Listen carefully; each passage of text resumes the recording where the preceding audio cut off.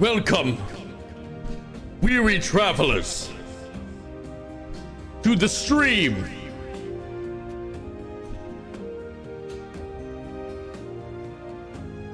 I hope you've all brought your tickets for a free popcorn and drink at the concession stand.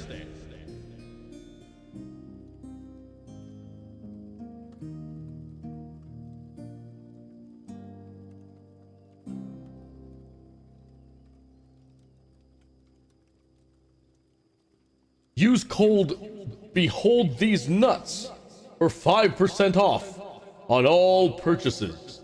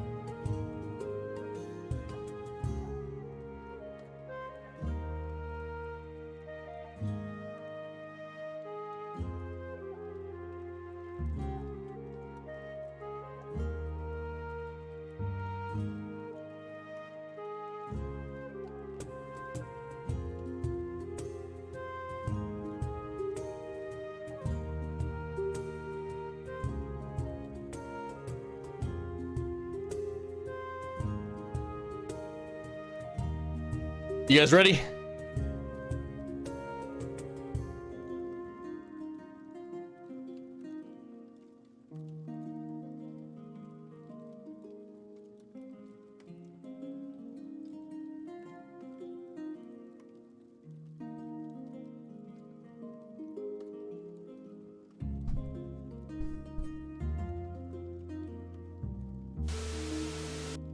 Welcome everybody, good to see you guys. Howdy, howdy, howdy.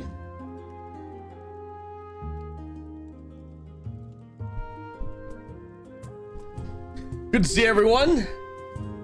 How you guys doing? Happy Tuesday, best day of the week. It's D&D day, baby. Thanks for joining us once again.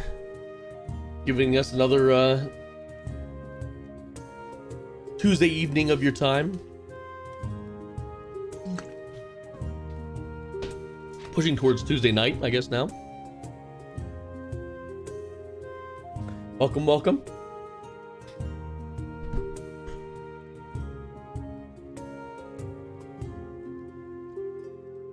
How was everyone's weekend? Hope it was fantastic.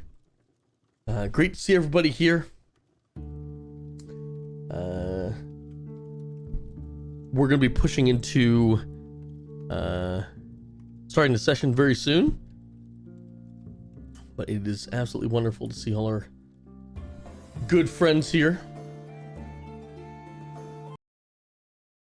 Interesting thing to happen to the music just now. There we go.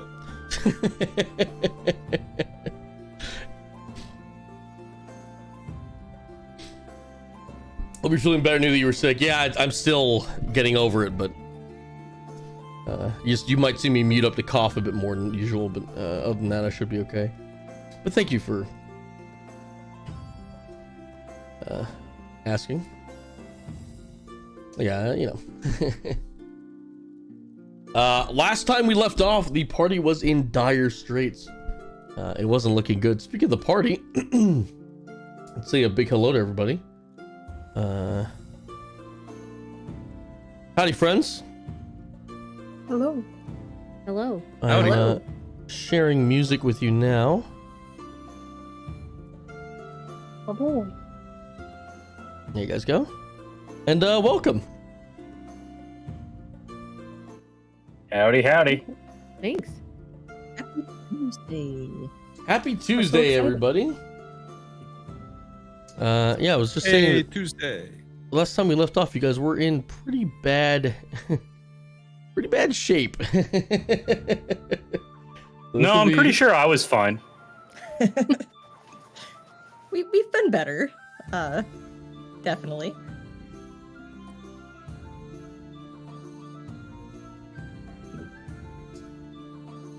I'm just finishing up here really quick.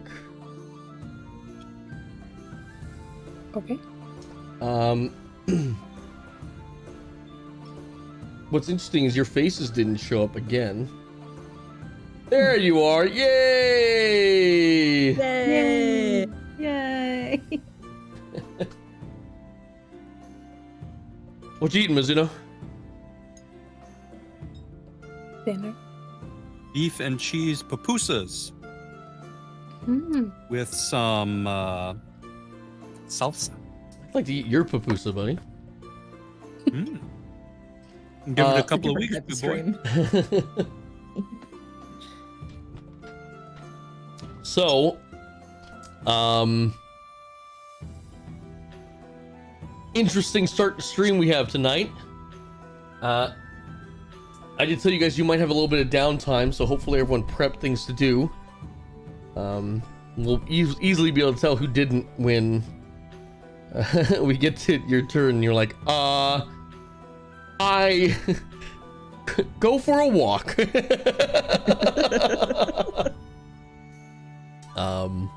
But all right. I'll start writing. Let's get everything started. Who's doing a recap? You sir. The first session of the month, so it's usually the first DM Tuesday of the month. Right, Stars just sound but right. Halloween went into November, so this is technically the second stream of the month. No, because Halloween went First into full November, and that was a session. Wednesday. This is the first Tuesday of the month. Yeah, like the tornado sirens up here. This is the first Tuesday of the month. You guys have tornado sirens in Chicago? Yeah. I imagine you could have a Probably. tornado siren most places, right? Not in Cali. We didn't have any. Maybe you got earthquakes. You guys Yeah, you got Earthquakes earthquake instead. sirens. I don't want to hear There's it. no Fires. earthquake siren. What do you mean earthquake siren? You No, you know just when have it's to have happening. the earthquakes. You just have the earthquakes. There's no warning. You just have them. Nah, there's a guy with a siren somewhere. There has been one bad earthquake in like 40 years, and there hasn't 40 been one months, since. Yeah, it's that one at Universal Studios, right? Northridge, yeah, so around there. Yeah, Northridge quake. And that was in 95? I think it was 94. I was baby. Wilrick, you are muted. Go to silence. Yep, we're going back to early to mid 90s, huh? Yeah. But yeah, we don't get tornado sirens. But I'm guessing the tornado sirens is where Siren Head came from, right? That has to be it. Probably, yeah. I don't Well, like there's air that, and raid there's sirens, 'cause air they raid sound the sirens. same. Yeah. Oh, There's we truly get no air raided a freaking lot. Yeah. Yeah, you know, it happens. I know. Just the other week, I remember I looked up and saw the Japanese kamikaze fighters coming towards us. Thank God for the air raid sirens. We were prepared. Funny story though, like living near an Air Force base, they do have those. Oh, do they test them? Mm-hmm. What you didn't know is there was just a lot of mini tornadoes in the area. Only they'd had the tornado. They have those siren. too. They're a Oh, different I see. sound. They're like one is more shriller than the other one. Is the I think the air raid is the It is, yeah. What's the tornado one sound like? It's that, but more high Kinda that. pitched in the Kinda middle. sounds like that. It depends on the Yeah. one though, because I can hear like 4 of them from my house, and they all sound a little bit different. They're I very get two creepy. from my But yeah, no, it goes higher. It goes higher on the top end. Yeah, if you Like you think kind of it's stay something low really with the creepy. other one. This one goes It's higher. just a, You know what it's they just a should Doppler use? effect that makes it creepy. You know what they should use? They should use the fucking default alarm sound on the iPhone. Ding ding ding ding ding ding. That thing. If that starts playing, I'll do whatever I can to get away from it. That sounds try and find the traumatizing. snooze button on the siren. Yeah. All right. Recap time. Let's do this. You guys can hear, right? Yeah. Going down to eat my ass. Then he said that really smells. Well, he didn't say that. He's into it. All right.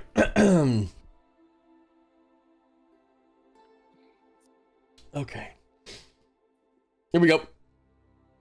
Places, everybody, places. Our story, set in the year 1369 DR, follows a group of travelers who went up to the high forest due to rumors of danger and missing people. After investigating the forest, they found themselves trapped within its bounds, unable to leave. After a bit of investigating, they went to a small town called Fievel nearby, where they found a body taker plant had possessed the town and replaced most of the inhabitants with podlings. Rescuing a man from the clutches of the town, they met Jean-Duc, the leader of the Levensdoor, a band of smugglers, who instructed them to go to a town called Blunderville, a bastion of safety within the horrors of High Forest. Arriving at Blunderville, the party ended up taking a 2-year break where they all went their separate ways to best try to survive the situation they were in. However, after those 2 years, they were once again contacted by Jean-Duc and his gang, and they were told of a plan to get out. This plan involved finding a series of failsafe switches in the form of ancient trees laid in the forest at its creation by the druids and gods of old. Having a tip that one of the trees could be in the burned down town of Caulfeld, our party headed up north, where they encountered monsters and ravenous ghouls had plagued the city. Some of them were bitten by these creatures and were soon infected with a disease called blood fever that slowly over the course of a week will turn the affected person into a rage-starved zombie. Hearing that there might be a cure for this disease, they headed up to the until now mostly ignored city of Carden, quite a ways away from Blunderville, and normally ignored due to the danger heading towards it. What they found, to their surprise, was a bustling city with large stone walls and a thriving populace. Upon arriving to the town, beaten, battered, weary, and infected, they were ushered in hurriedly to the church where a sermon was taking place, being told that afterwards they can get whatever care they might need. However, the sermon might just be too good to miss. The constable led them into the town, led them into the church, and then sat them down in a set of pews overlooking a large metal statue, a winged creature with no arms, gaunt face, with a pair of mandibles coming out of the side of its face. And I actually have a picture of it. Oh, a picture. Thank you. Of course, guys. Here you go. Not for you guys. You know what it looks like, but I see how it is. absolutely for true. And that's Barrett. But that's what I'm talking about. That there's a visual reference for everybody who's wondering what this thing might look like. They creepy. We talked about this after the session, after last session. It's not creepier than like any of the other gods in the D&D pantheon. No, it's absolutely not. They're all messed up. Like one of the main gods, Ilmater, his form is like a guy with open sores, like bleeding with a red robe all tied around him. As far as D&D deities go, D&D deities, say that 10 times fast. Yeah, I mean, if you go back to like biblically accurate angels and stuff like that, we have weird stuff. Yeah, there's one in Pathfinder, a goddess of death, that's like a really hot naked chick from the waist up, and then from the waist down, she's just skeleton. Yeah, they have one that... There's a lot of stuff like that. Conan... The worst mermaid. This is a weird nerd thing to bring up, but Conan has a deity like that as well. She's half hot naked chick, half skeleton woman, but it's like left and right bisected, not... Yeah, she's the other way, yeah. Yeah. What is it with... How does she put on pants? The death goddess. What is it with the fantasy goddesses and having half their body be skeletons? Anyway, time to role play. As you guys sat down and are seated and in the pews, a man comes out from behind the...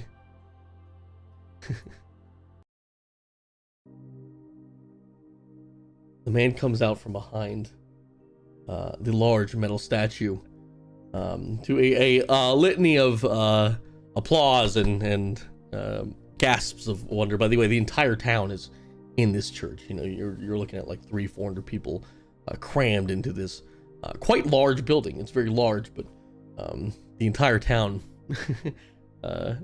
is oh, the pastor, oh yeah, you know. Kind of like when the main stage comes, or the main act comes on stage at a concert. The man approaches. He is wearing what looks to be a white overshirt with very thin lines of blue in a like crosshatch pattern. There is a term for that, but I don't know anything about clothing. But you know what I'm talking about. You know this. He has a very simple cape draped around his shoulders, flowing to about his mid-back. He's wearing tight, pulled up, and with his shirt tucked in, he's wearing pleated, nice black pants, dress shoes on, and he approaches as he gives the sermon. He looks over everyone and they're all clapping, and he says, "Oh, come now." All right. Thank you, everybody. Wonderful to see so many beautiful faces here. Back once again. My fellow Cardendians, we have been blessed with another fantastic day under the sun. This is good. Rarely do you have moments, especially nowadays, where you can sit back and enjoy a nice, relaxing day. Now, I know me myself, I was over by the mall getting a delicious cup of tea, and I had the opportunity, or should I say the privilege, of sitting there and watching our congregation and all the beautiful townsfolk of this here town walk up and down the streets in merriment. Not a care in the world. That, my friends, is a little blessing. That's what I want to talk to you about today. Little blessings. They're all over the place, and we hardly ever get to focus on them. You know? Sometimes it's when you bite into a nice piece of meat and it's salted just right, huh? That's a little blessing.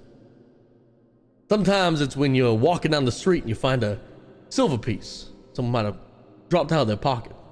Little blessing. Other times it's finding out that your late great sister that you haven't seen in 10 plus years had a baby. That's a little blessing. These are things that creep into your life that you don't really think about, but it's there and it's positive. And these little blessings, they add up. And if you think about it, if you add up all these little blessings throughout your day, the amount of times you might have heard a child's laughter or seen a beautiful bird perched on the top of a roof, all these little blessings become one big blessing. And that, my friends, that is a gift. A gift from the Almighty. Praise be. And everyone goes, praise be the Almighty. And you hear like there's a huge wave. Most of you sitting there are possible. I'm not sure how you might be feeling in this moment. But the more uncomfortable around you might notice that the constable, Tobias, who had led you into the church and is sitting next to you, gives you guys a smile as he says, praise be, and he tries to get you guys to say it along with him. Whether or not you do is your choice, but Charles gonna mouth the words, but nothing actually is gonna come out. like a watermelon. That's about the angle I was thinking Warwick would do too. He's sitting next to you, so he can hear awkward. that. Very soft spoken. Just Anyone Does else? Bell get the only dwarf in here? No, it's mainly humans. It's a lot of humans, but there are a good amount of dwarves. In fact, Belga, give me a perception check, would you? Hopefully you don't want a good one. Let me see. Best I can give you is a 2. There's like a pamphlet in front of you that you've noticed in the little pew pocket, and you like. If only I could read it, but it's upside down. Yeah, but you're just there's some sort of picture on it. You're trying to figure it out. The magic eye. with your passive perception, there are a couple dwarves if you're wondering. Yeah. Anyone else? Bareth, I'm Runa. just gonna sit there sternly. I was wondering Wonderful about- performance. Praise be.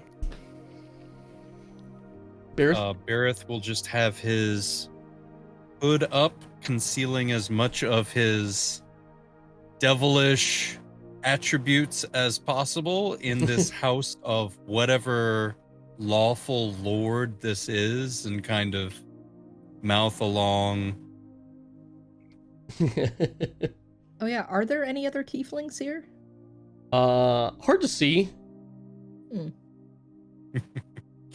You guys are Our near the money's front, a no. so you're missing like a lot of the people Oh, behind they you. sat us near the front? Oh, absolutely. that's awkward. Yeah, you're like in the first we're 6 visitors. rows. Yeah, Oh, About how I might many have a people? little sound come out then. I think like I said 400 to 500 in there right now. Okay, all right. Sylvie. Yeah. Sylvie is being as small as humanly, as small as she can be. As She has her halflingly hood up, possible. she's just staying low. But she will be looking around at other people. Is literally every person that she can see from her very low point of view fully invested in this bullshit?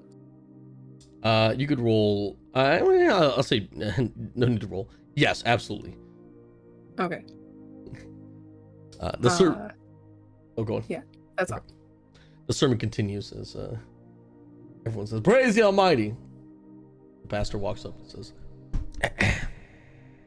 "You know, I was not always the pious man following the will of the Almighty that you see before you.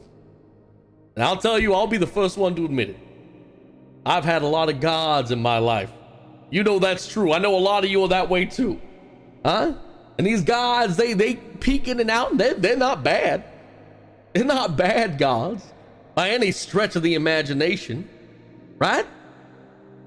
I know me myself, I've followed the wills and tenets of Lathander before. I've helped the needy with the clerics of Ilmater. I've seen to the destruction of evil with paladins of Sylvanas, and I've seen the great dragonborn of Faerun fight in the name of Bahamut. And these are good gods, don't get me wrong, but they got flaws. They're not perfect. None of us are perfect, because to be perfect is godly. To be imperfect, that's mortal. See, now when I see Ilmater, he goes and he helps the poor, the destitute, right? A struggling urchin on the street, begging for a piece of food. That's who Ilmater wants to help. A rich merchant who takes his time, puts in the effort to make some money, and he's robbed on the side of the road, Ilmater will not look twice at that man, because he comes from wealth. Wealth he has earned. Now that doesn't seem fair to me. Does it seem fair to you? And you got, you know, some people go, no. Doesn't seem right. Should Bahamut overlook me because I'm not scaled and I don't breathe fire? That doesn't seem fair to me. No, this is why we talk about the Almighty, my friends, because the Almighty is perfect. They came first. All these gods had to come from somewhere. Makes sense that they were created in their image. Praise be. Praise be. What are you guys doing at this point? Right, praise Sylvie's still staying low, but she's paying attention a little bit. She's talking about Ilmater, and that's kind of her jam. So she's listening a little bit more, but like putting in a lot of effort to not make any eye contact with anybody at this point, because she's like, what the fuck? Like, has the what the fuck face. You guys are getting a couple odd glances. As some of you are covered in mud and blood. So, yeah, we kind of are, aren't we? You know. Everyone else is pretty dressed up for this occasion, and the majority of you, all of you are quite dirty, I'd say. Hey, I've got some of the finest silk over my shoulder. It just doesn't matter that it's torn a little bit and dirty and bloody. Doesn't somebody have prestidigitation? Who's slacking? Sorry. I think Barrett has it, right? No, I do too. Oh no, Runa has it. That's it. Yeah. Runa cleaned herself before coming in.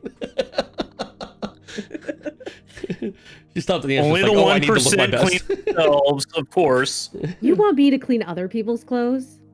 With a word and a spell. snap. You want me to fight other things for you? I mean, come on, man. That was said, Kiz, with all the strength and gravitas of a 50-year-old white housewife. You want me to clean other people's clothes? Other people's clothes? Anyone else doing anything? Or Trell said praise be, so I think Trell's starting to drink the sauce. Nah, Belga's just gonna sit there stern, not really reacting, not shitting on it or anything else. Just like, I'm sitting here, but I don't worship this, so yeah, I'm here. Yeah. It's nothing they've said is bad so far. It's just whatever. Respectfully Runa's very listening. used to I mean, fitting in they're wrong. in situations like this, and so she's looking around and she's kind of following what everyone is doing, but she's very critically listening. The next words are, Y'all ever know how dark elves? Like,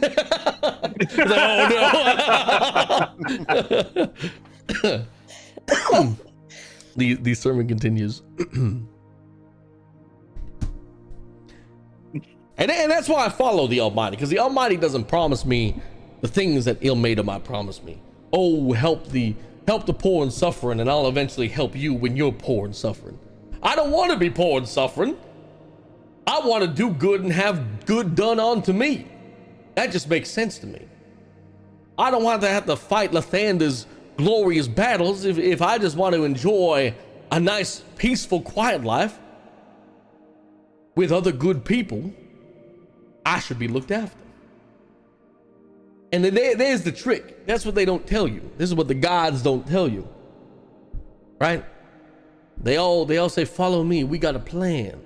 We know we're gonna get out of this. We got a plan. The plan's already been written, my friends. The book is written. Fate decided. If you could pick up this book and read it, you could find out exactly what's gonna happen to you 2 months, 2 years, 2 centuries in the future. We're just how we react to it. That is our agency. But these plans are already set in motion by the Almighty, with our best interests at heart. If we follow it and we live a good life, well, that's all we need. Now I notice, and I know you guys have noticed as well, and you've been very kind, that we do have a couple new faces joining us today. Been a while since we had some visitors. Why don't you come on up here?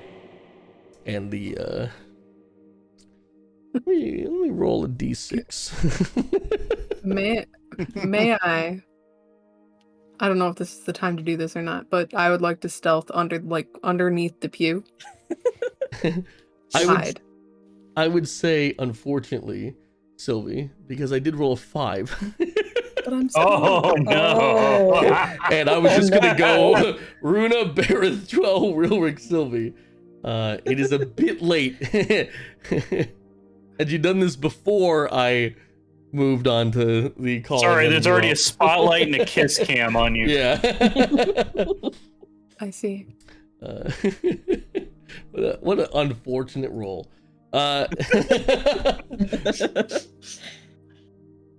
You there, young one, kind of child, I'm sure, sitting there in that robe, as Tobias kind of stands up and looks at you and says, "Go on." Can I do it now? They're all looking at you. Yeah, you can. Do you need me to hold your pole? You can absolutely try to roll a stealth check. Okay. The DC on this is incredibly high. Okay. Here we go. Come on. Natural 20, BB. Oh my god. The DC I for this disappear. the DC for this was a 25. Well, there you go. I don't. Meets it, beats it. You have to explain to me what you did, because I this is a nearly impossible feat. I think she just starts walking like she's heading out to go up to the and like walks behind who's taller, Bareth, and just drops to the floor and rolls under the pew when she's behind Bareth. And we see her bend down to tie her shoes and just never come back. Yeah, all of you She see went that. up the stairs. All of you see that. Tobias sees it. However, from where the pasture's standing, Sylvie just disappears under the pew. So he kind of looks around and says, right, well, what about you? And then one of you can volunteer to come up at this point. That's not Sylvie. Belric points at Bareth. Runa will get up and go up. Oh god. Multiple of you can go up if Bears also wants to go up. No, I was going to ask, what is our seating order? Because Bareth would nudge Runa to go up. I think Belgit would probably take the aisle, wouldn't he?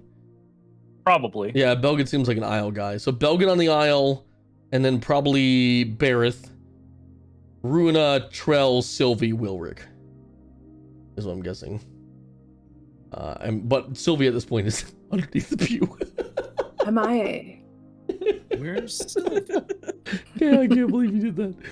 It's the dumbest thing ever, but it seems like something somebody would do. Just roll. Yeah, drop the ground, roll. Drop and roll. Well, she's half our size. It makes sense. Runa, as you get up and walk forward, let's give a great welcome to our newest guest here in our congregation. Welcome. What is your name? My name doesn't matter in the mind of the Almighty. Think. Okay. Think. My name is Runa. Okay. Okay. And when she You got dramatically stage fright. stopped, I was like, did she forget her name? I saw it. I saw the fucking wheels turning. I was like, now's not the time. All right. My name is Runa. Runa! Everyone give a wonderful welcome here to Runa. And everyone says, welcome, bows. welcome, Runa. Yay. Runa, it's been some time since we've had some, the privilege of having some guests. Salt our shores, so to speak. You and your friends look like you've been through an awful difficult journey. We have indeed. We met some of your missionaries out in the forest, and we felt like we just had to come and see what this place was all about, and we did have quite some obstacles to get here. You hear that, ladies and gentlemen? The word of the Almighty spread so far that even people who haven't even heard its name are lifted up by our spirits, by our journeys, and brought to a place of healing. Now, if you don't mind me saying so, you do look like you're nearing death's door. May I inquire what horrors you might have encountered on the road to be in such a poor shape? As I see all of your faces immediately go to dread. Quite a few. I can't even remember them all, but now that we're here, it certainly seems worth it if this truly is the place of healing that you say. Of course it is, little lady. Of course it is. But please, do share with us your trials and tribulations. We don't get a lot of we don't get a lot of excitement around here sometimes, isn't that right? Right, Sister Elowin, right? And in the back there's a nun that just goes, "Oh, we don't get a thing. Come on, tell us." I'm not particularly well versed in all of the things that we came across, but there were certainly some undead.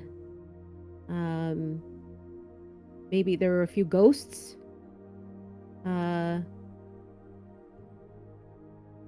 genuinely trying to think now. Is what else we saw? Oh, we met an infestation of rats. Rats, undead, and spirits from beyond. You imagine that? And they're still standing. You can go back to your seat now, We little lady. Thank you. persevered. Yeah, thank you so much for that. I want y'all to do me a favor. When you're out there these next couple days, if you see our wonderful guests, if they do happen to grace us by spending a couple days in our town and enjoying our hospitality, do me a favor and treat them as you would myself, as you would your brothers or sisters.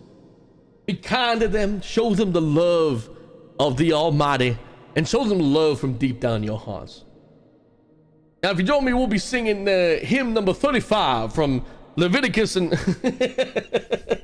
and then the rest of the sermon is filled with singing and joy and a good amount of rapturous praise, and you know, that was like the first kind of pastor speech he does, and then there's like a second one where he talks about how, you know, the Almighty was once a carpenter, and but Is this just Mandible Jesus? no. It's It's Mandible Buddy Christ. It's Predator Jesus. No, he Yeah. can't be Buddy Christ because no arms to do the finger guns. And the sermon actually lasts quite a while. It's about 2 hours. Oh, it's one of those masses. Yeah, Okay. it goes long. Like an hour in, you're like, all right, this is okay. And then you're like, holy shit, this still going? Charles checked out and getting kind of annoyed with it. Well, they can't do another reading, can they? And another song? God, all right. Stand up, sit down, kneel, stand up, kneel, sit down. Jeez. Is this Right. count as a short rest? No. For You those don't- of us who can't take short rest? No. 2 short rests a day, and you guys already used both of them. Oh, right. I remember now. Mm-hmm. Can I take a nap under the pew? No. The constable did see you. You were in direct line of sight. It would be impossible for you to stealth away from him. So I think at one point he does look underneath the pew and be like, come on. Come on, get up. I'm okay. I'll do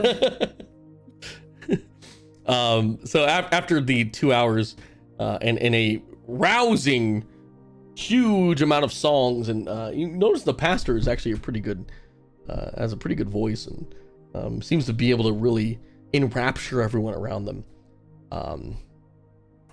and perhaps a few glances of horror at Runa.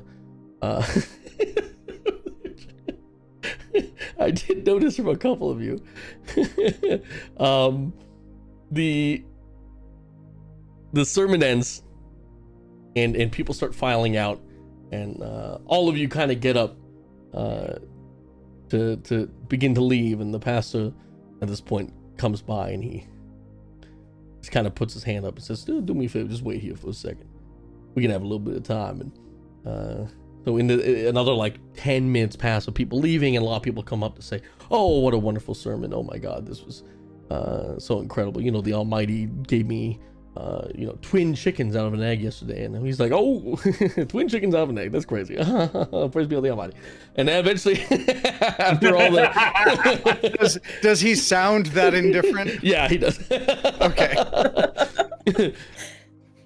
A lot of this does sound indifferent, but eventually it starts piling out, and you notice that the few people left are a kind of disheveled looking man who has stayed kind of in the corner.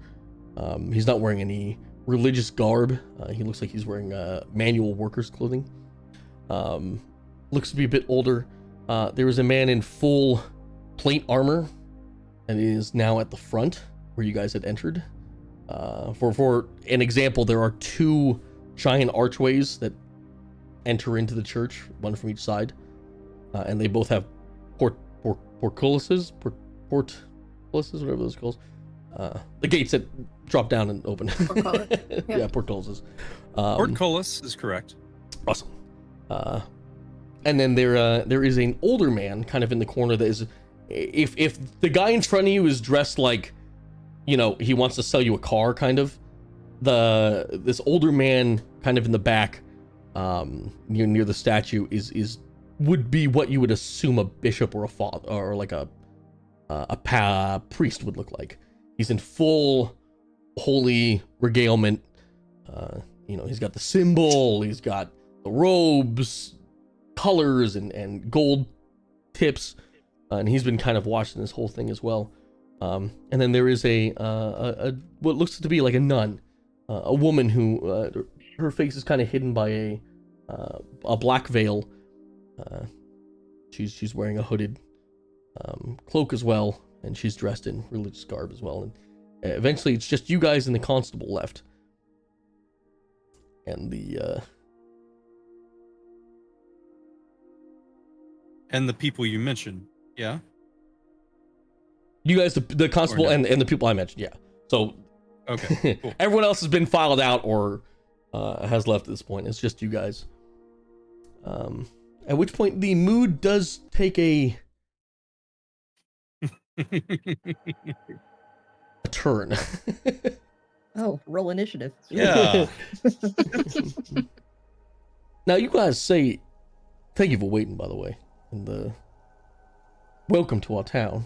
I don't want to put you off in any other way. Don't want to make you feel uncomfortable. Young lady, you did say that you were accosted by a litany of the undead. That's correct. Motions down at her injuries. Whereabouts might you have been accosted? At this point, he's not really looking at you, but he's kind of fiddling with his ring he's got on that has the holy symbol on it. Whereabouts might you have been accosted by this grouping of the non-living? On our way here, we ended up passing through, I guess we couldn't call it a town anymore. We passed by, and it seems that though the town looks quite abandoned, there are still some things hanging around. We thought we would stop there to get a rest, and instead we were attacked. Colfeld, Berith will Thank you. offer. At this point, the pastor looks over and nods at the fully plated guard at the back, who walks over and pulls a lever, which drops the two portcullises. Pastor kind of takes a few steps back from you guys and says, I'm assuming y'all didn't get out of there unscathed by the looks of you. That's I'm assuming you have some plans. unfortunately correct. Pastor? What's your next step? Y'all didn't see the signs? They said, do not enter. Don't go in.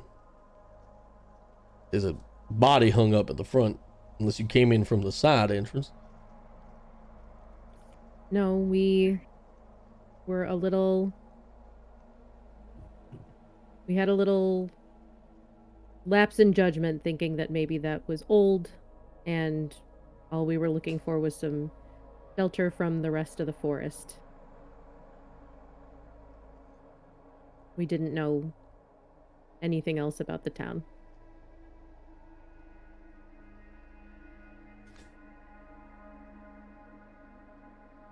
Do me a favor. Which is partially why we were at the town. We were trying to figure out exactly what happened there. What befell its poor residents. What fate they perhaps met. Listen, I'm not going to tell you Were what any you. clues? I'm not going to tell you what you can and can't do with your time, right? You want to investigate towns? Go ahead. But I think you know that you have unfortunately brought an evil into this town. We cannot have, obviously. Do me a favor and file out with a pew there, will you? Bogut starts scooting. Sylvie rolls Pearl's out, gonna- stands up. Hold on, it's just about another 4 feet. Hold on. Trell's gonna leave the pew Move with the group. and has her, quarterstaff with her. Isn't, presenting it aggressively or anything, but just has a really tight grip on it. Moving with the group. You guys all file out of the pew into the main. Wait, hold on. I left my helmet. I gotta go back. Oop, gotta sneak right past you there. Clang, ting, ting. He tries Scratching up the pew with his arm. After you retrieve your helmet, everyone's out. You guys are kind of in this main walkway between the pews that lead straight to the large statue. At which point the constable, Tobias, that you had met earlier, the more portly gentleman, looks at you and says, "Well, how many of you were bit?"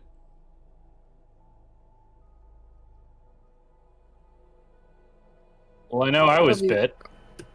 Sorry. Or All right, which ones? possibly 5. I'm clear. What? Charles gonna kind of raise her hand just a little bit. All right, Sylvie's gonna scoot a little closer to Trell. I'm gonna need y'all to do me a favor and put down your weapons if you can.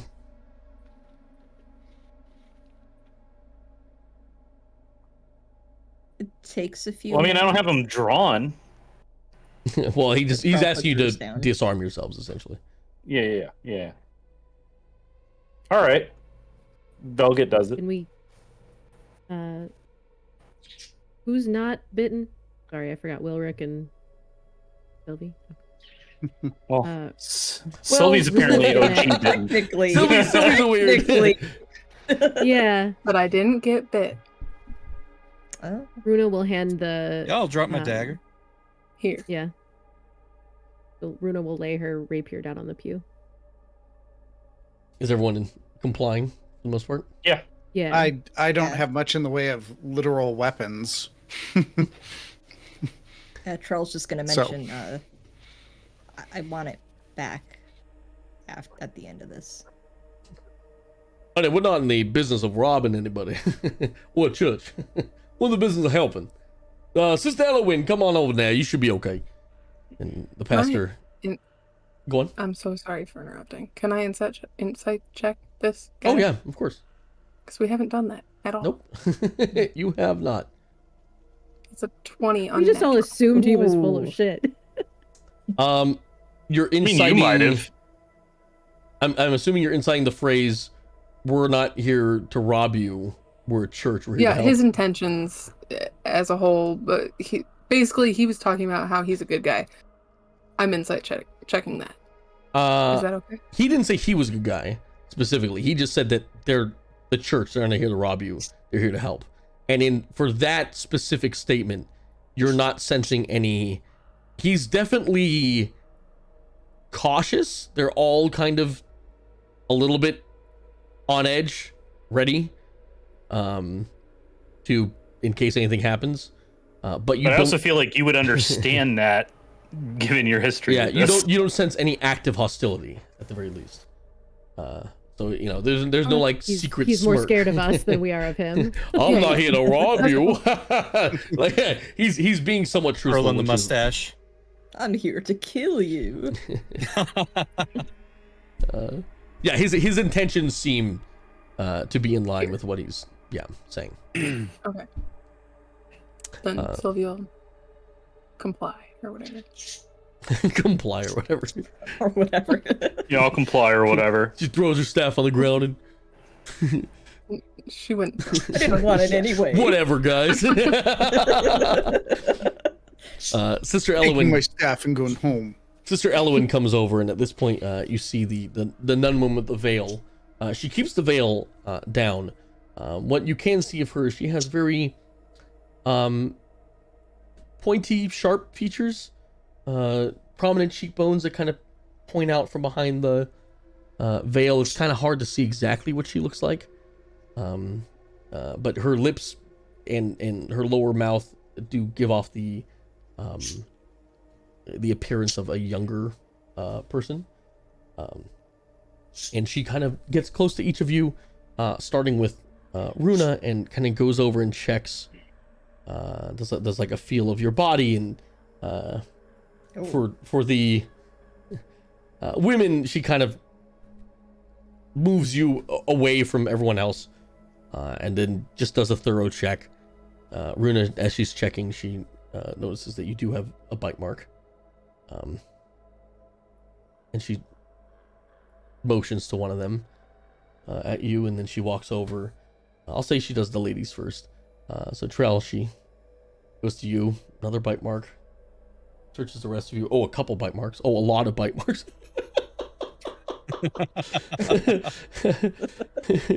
there's like a you can only see her lips, but you see like a little like worried grimace as she goes over the 10th, 11th, 12th.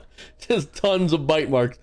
I like the contrast with that is that mine is going to look like the most maybe-ish, maybe like bite of all because I technically shouldn't have had it with the feet I had.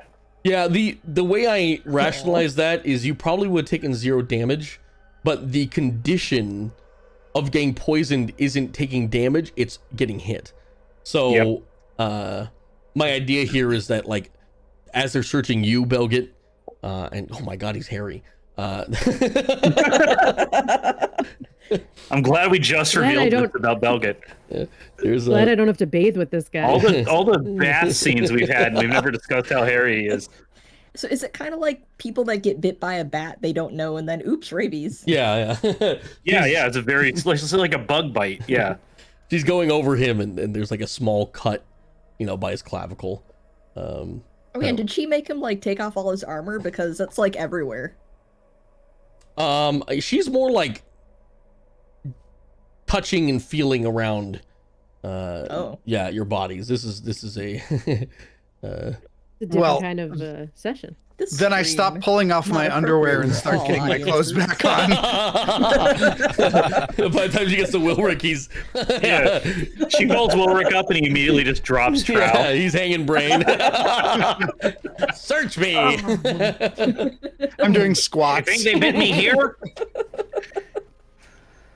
Wilrick's have we talked about that? How, like, Wilrick's supposed to be like really attractive for a gnome. Wiry. I imagine you've got like that handsome Squidward face.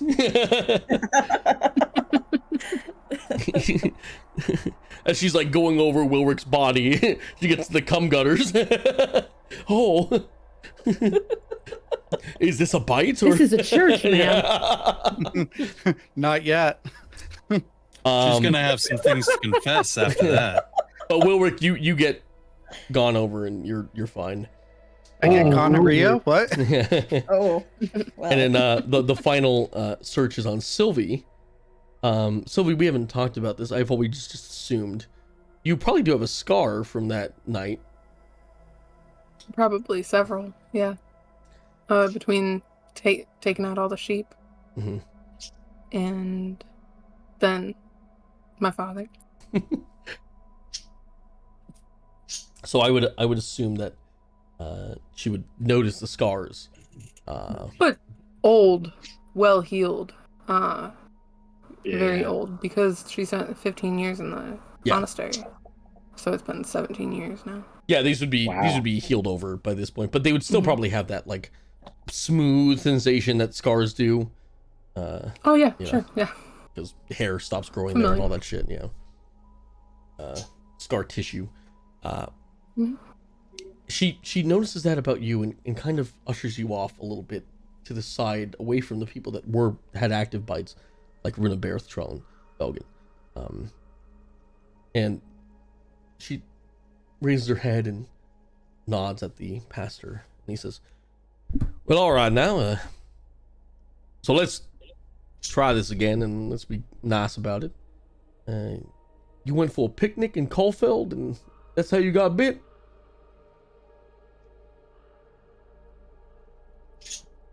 We said something about a picnic. Well, she said you guys were just going to the town to explore the scary. Which, normally when you go to a town, there's two reasons: you're looking for something, or you're trying to loot something. And I know there ain't nothing to loot in Caulfield, so. Well, we went and we were in this. We went to this barn for shelter for the night, and in the middle of the night, undead zombies burst in, and we tried to fight them off, but we were not unscathed in the process. Like I said, we went to that barn so we could have shelter and get some rest. So I'm to believe if I may be so bold, that y'all are just a group of 6 idiots who decided to spend the night in the only town where there's a body hanging out front that says, "Do not fucking enter"? Better We've than the also been forest referred to as large. 6 random assholes. 6 yes. random assholes, yeah. And That or we misfits. spend You know- it on the road with no shelter Yeah, around we us. couldn't spend it on the road. When you put it like that, it really does sound pretty bad. At the time, it seemed like the better idea. It definitely wasn't. I don't think any of us will argue with you now that was a bad decision on our I don't know. part. I mean, as an adventurer, not many places are like, "Hey, come check it out. Take whatever you want and leave. It's a nice place." I'm gonna assume you all from around here, because I feel like anyone who has been here for the last 10 or so years would know. Stay away from Caulfield. Well, we arrived in Blunderville 2 years ago. So, no, we haven't been here 10 years. 2 years ago. Correct. Well, you managed to pierce the veil? Although, Well, we got in, but we can't seemingly get out. what year do you think it is? Well, for us personally, we're looking at somewhere around 1372. That's about what we. It's what we know, hard. too.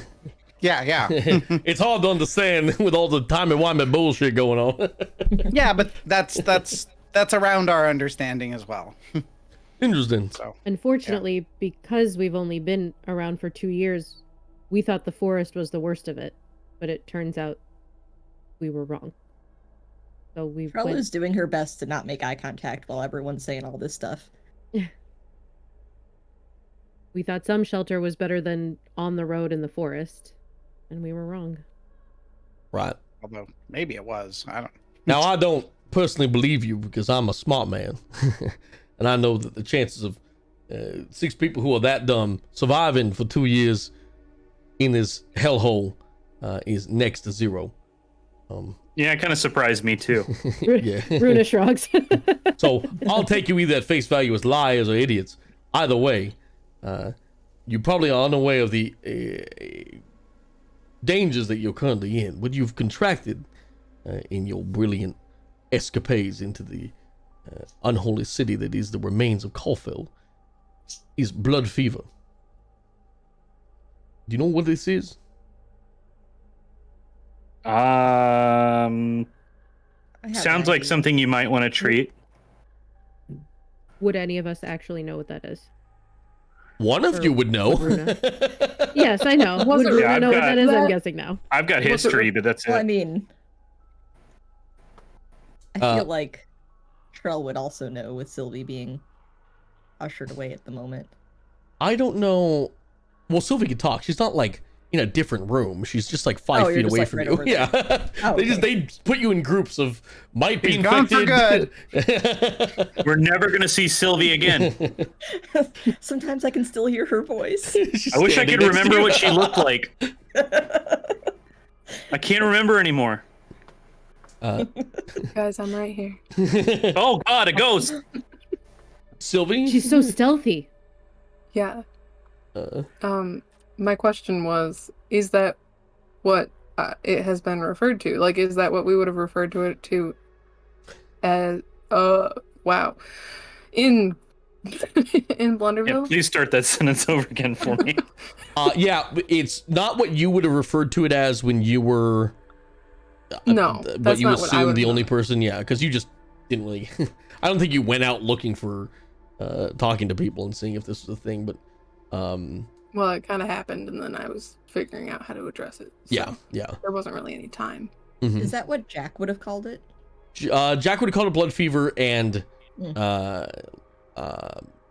Peony, Snacks, Sisyphus, they would have called it blood Okay. fever as well. Yeah. So by this time, I am fully aware that that's what they're talking about. So yeah, I'll be like, yeah, I know what it is. I've been dealing with it for a lot longer than these guys. How long was a lot longer? A couple days? Or? 17 years, give or take. Everyone seems confused, bewildered, some shocked. The constable next to you, Sylvie, places his hand on the hilt of his weapon. 17 years. I have it fairly well controlled. You got no Friends help. lust for blood or hunger for flesh? You're not a stark raving mad lunatic? No, not that I've ever Not- seen. I Not interject. typically. He looks at you, Belg, and he goes, does she scribble in a book? Looks like child's drawings and speak backwards in some unknown language? No, she just punches things when we need things punched, and that's about it. 17 years, you sure you contracted it, little lady? I'm fairly certain. She'll show off some of her scars. You saw it. Well, now that's interesting. Normally the disease takes about a week to really cultivate itself inside your body like a miniature petri dish, and at which point it will then render you either insane or dead, one of the two. Even the most long-lasting cases have you a stark rave mad ghoul. But this is interesting. And you said you were infected 17 years ago? Yes. And you might find this interesting since you seem to be a very big fan of Ilmater. I spent 15 of those years with some monks sworn to Ilmater, and they worked with me and taught me how to control it. I endure the suffering. At this point, no, go on. She was just gonna be snide, as Ilmater does, because he's all about enduring suffering, not shunning rich people. The priest in the back, who's been quiet since at this point, comes up and says, I'm not surprised that Ilmater could staunch the flow of the disease. He is, of course, the Almighty Son. Praise be. The rest of them go, yeah, praise be, praise be. Let me get a look at you, young one. I don't think you're young, actually, but you're tiny. I'm not. You're probably being polite. You're probably older than he is. Sylvie's been 99, getting infinitely. And he walks over to you and kind of, would you mind if I pulled back your hood?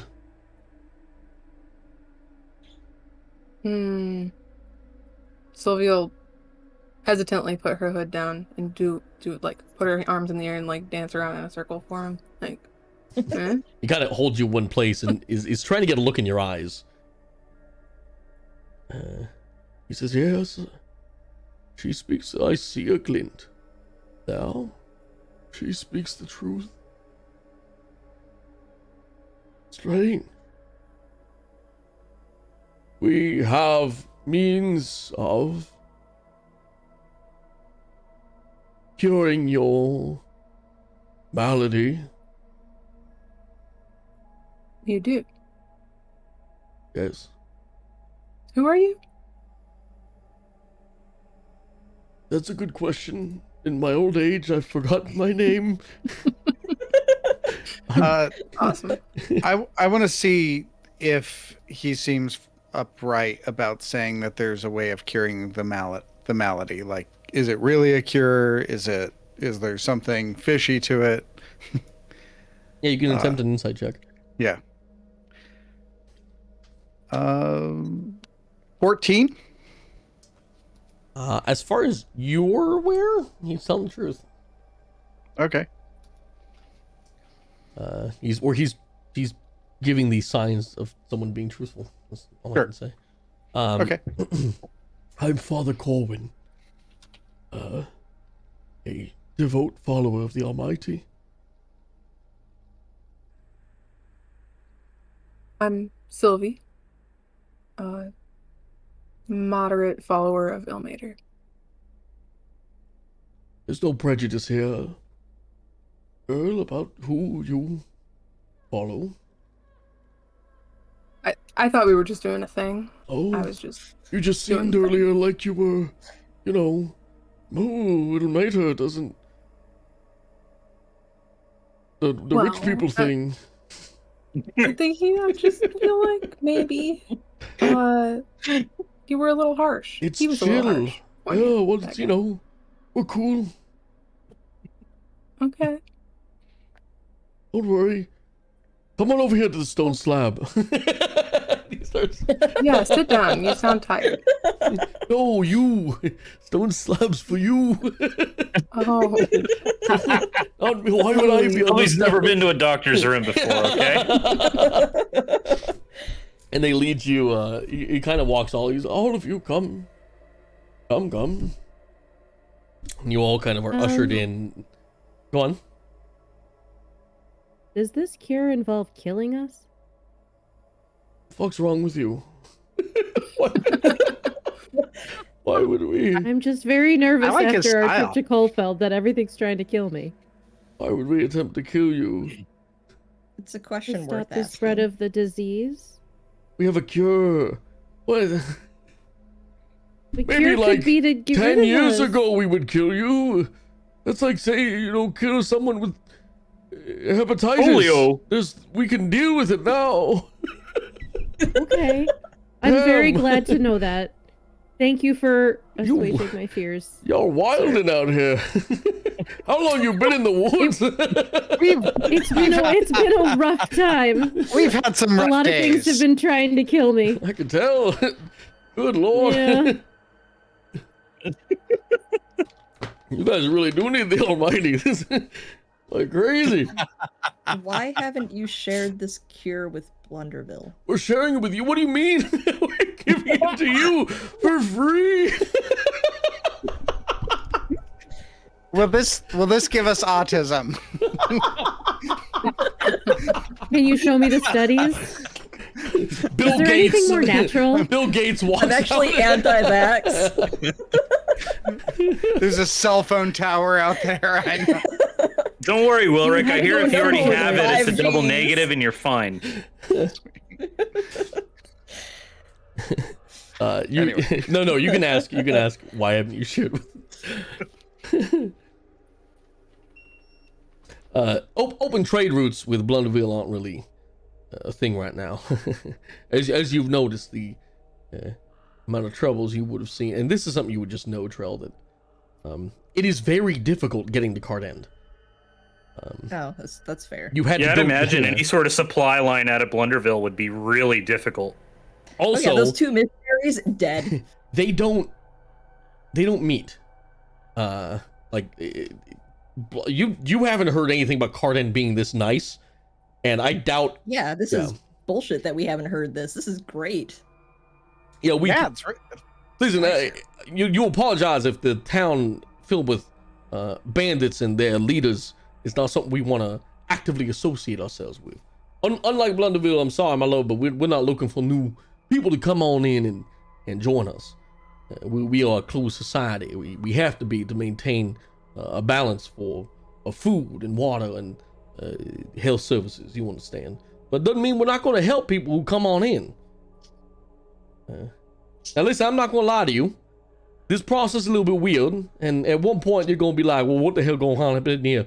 But don't worry about that. I love I understood every word of that as a southerner.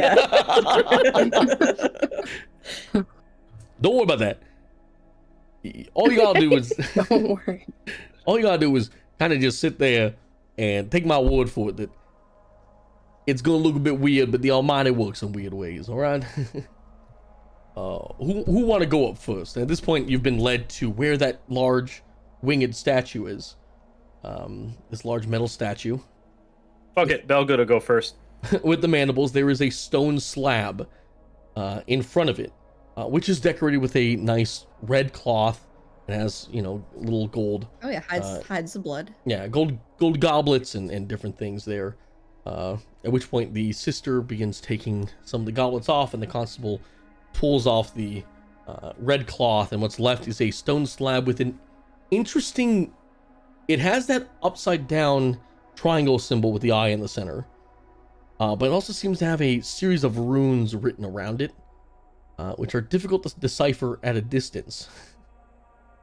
For all of you, except for one of you. As I'm approaching the slab, I want to roll a history check to find out what the slab's made of. Oh, good. Lick it. Good. Very good. Oh, that's a 15. It's quartz. Quartz slab. Oh, very nice. Mm-hmm.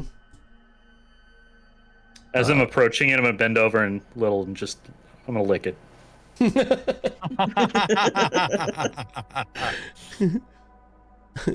Now, is that a dwarven custom I'm not aware of? He does that. Well, lick away, Yeah, my friend. yeah, it is. Yeah, it's very personal, and I just sit on it. We do keep this place clean. Now I'm gonna need you to lie on back, and he kind of takes your hand, Belgit, and lies you back. At this point, you would have been disarmored, by the way. They would have at this point. Oh, I thought we already established he was practically nude from the examination. Yeah, well, yeah, I just want to make sure that you understand that you don't have any armor on. So as they take off your armor and your weapons are on the floor quite some ways away, they put you on this stone slab, and the pastor and the constable, again, the exit door right now is being flanked by that man in the heavily plated armor that hasn't spoken to you at all. And then there's a disheveled man still in the corner kind of watching this whole thing happen. There's the priest and there's the sister. Just letting you know, so you know all the people there in the room. And they both go to the back of the statue. And there's like a couple sounds and then a flick. And you hear something pull. And you hear gears kind of... And you notice as the winged angel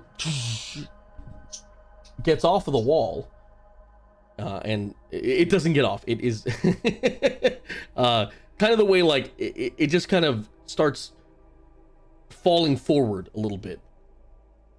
And it slowly starts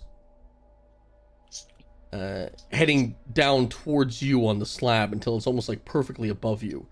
And from here, the rest of you can see in the back of this statue seems to be a series of tubes, metal pipes, and a litany of other things that are connecting from the back of it into the wall of the church behind it.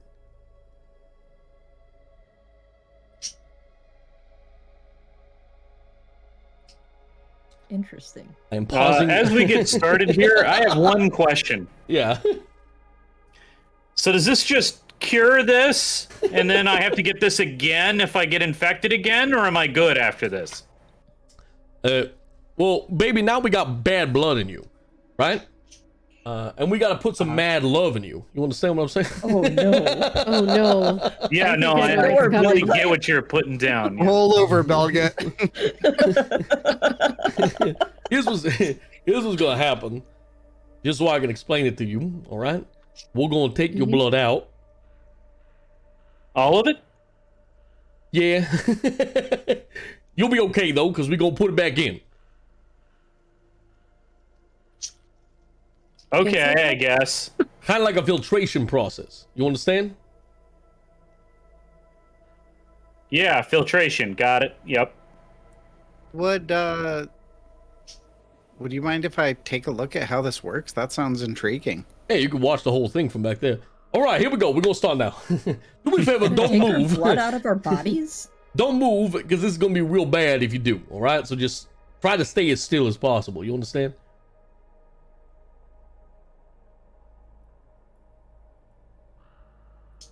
That's for you, Belgit. He's still. I think he's trying to We're stay all still. staying still. All right, let's get this baby going. He slaps the side of the giant statue, and the two mandibles pop out and go straight into your neck. Belgit, one on each side. Do me a favor and just roll a d8 for me. Let's see. 2. You take 2 points of damage as this thing kind of pierces into the side of your neck. And you get a very uncomfortable feeling as you notice that one of them starts sucking, and you see the blood, and all of you can see this, Wilrick, you as well. The blood kind of goes into this tube in the back of it, and you see the blood kind of goes through all the loop-de-loops of the tube, and it goes into a pipe, and there's a large receptacle kind of in the back of the statue that slowly begins filling. And as it begins filling, the statue starts to radiate with a sort of white glow. And the father and the sister both put their hands up and start casting a spell on your blood as it comes out. And it's basically, they cast it a couple times, so it fills up a bit. They cast it. It goes down through the other tubes and into the other side of your neck at this point. And this whole process takes about... when it comes back into my other side of my neck, is it warm or cold? It would be a bit colder. Yeah, it's going to feel like when you get those IVs, you just feel that cool rush. Yeah. But the whole thing takes about 15 minutes. And they filter out your blood, and then as it raises back up a bit. They're not going to put it all the way back up at this point. It's just kind of hovering above you at like a 45-degree angle. But Belgit, you feel a lot better. In fact, you're back to full health. So the 2 points of damage I had on me from the machine are healed? Yep. Wait, didn't you take points of damage from my Halo of Spores? Yeah, I second winded that back. Yeah, you did. Oh, that's Short right. rest, what's up? I'm short rest the class. Well, me and Aerith. So yeah, you're back to full. And you feel really good, Belgit. I feel really good, I say out loud. Well, yeah, that's kind of the whole process. Is basically what we do here, and he's showing you, Wilrick. What we found is that the blood itself contains some sort of strange curse. A greater restoration spell was unable to cure it initially, but we found that treating it with the waters of the Almighty, our own special little blend of holy waters, did tend to eliminate the curse completely, and then we just filter it on back, and then you know, easy peasy lemon squeeze, baby. You're good to go. How many herbs of spices in the 11. While he's explaining it, I'm looking at it to keep in mind if there's any way to make the process more efficient, or something like that, like to give them advice in the future. You can roll like a travel size. Yeah, you can roll an int check over the course of this to. Are you trying to mansplain their own invention to them? It's like, well, if you use a higher gauge, No you explaining. I'm trying to get in their good graces by offering, improvements, opportunities. Now, see what you're doing is you're using that thing wrong. Let me show you. Not mansplain. Who's up next? Gnomesplain. Gnomesplain. No. I feel like Charles gonna kind of shoot a look at Sylvie, Bareth, and Runa, since Belgit looks fine. Wilrick's off doing his thing, and gonna move forward. If she has to push past somebody, she will. Okay. I want it. Trell, as you lay on the slab, your skin does start to burn a little bit. You definitely feel that sensation. It's not like sizzling, but you just feel a great pain in your body as you're resting on that symbol on the slab. And as I lay down, because Belgit didn't react, I assume, right? Nope. Belgit's not the type who would have reacted, even if he felt that way. True, but also he didn't feel that. So yeah, like Trell lays down and then immediately gets up and like, is it supposed to hurt? Your disease may be a bit more advanced than the others. It is a mixture of a curse and a plague. the almighty symbol is damaging to evils. Okay, I can do this. Sit your ass back And down. she's gonna sit her ass back down. I hate this guy, but I love this guy. You better go to sleep before I put you to sleep. Can we take Troll him? immediately That sounds goes, like him. Honk shoo me. So she just say. You need somebody to hold your hand. Because you're gonna be in pain for this, Trell, I'm gonna need you to roll a con save to stay still during the procedure. Oof. I'm not gonna tell you what DC or if you succeed or fail. That is a 13. Okay.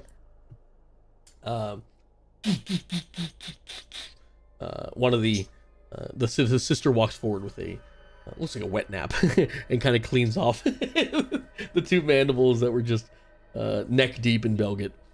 Okay, I hope he didn't have like any bloodborne other illnesses that Bloodborne? Here. Yeah, he's got dwarven syphilis. Yeah, sorry. Well, it's dwarven. I won't get affected by it. Yeah, that's okay. You're immune. That's how You that develop works. a taste for rocks. Roll a D8 for me, no. Trell. As both of the That's 5. 5 damage as both the mandibles.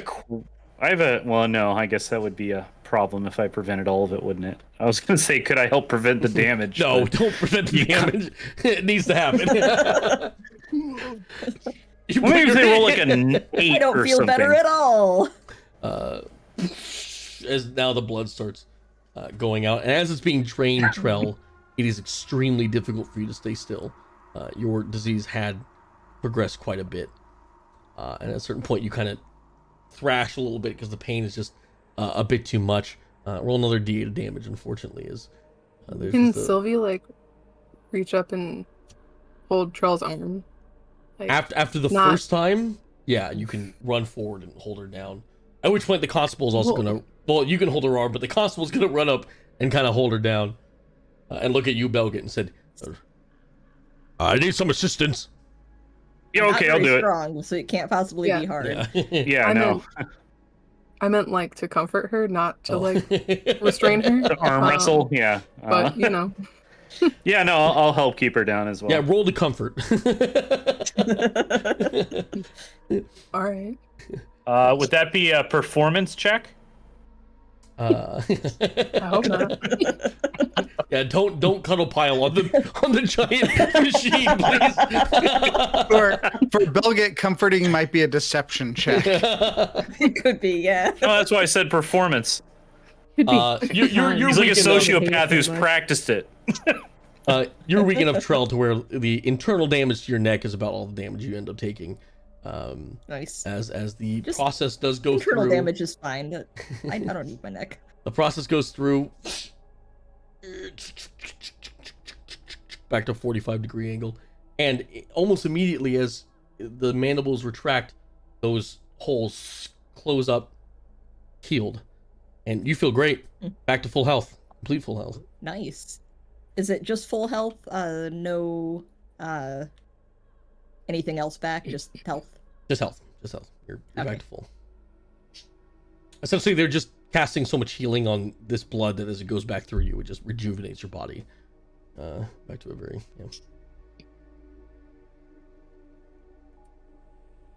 we don't have to go through all of this, but Runa, they don't know that you're not infected, and you don't know that you're not infected, so they're gonna do it to you as well. That's correct. Same thing. Yes.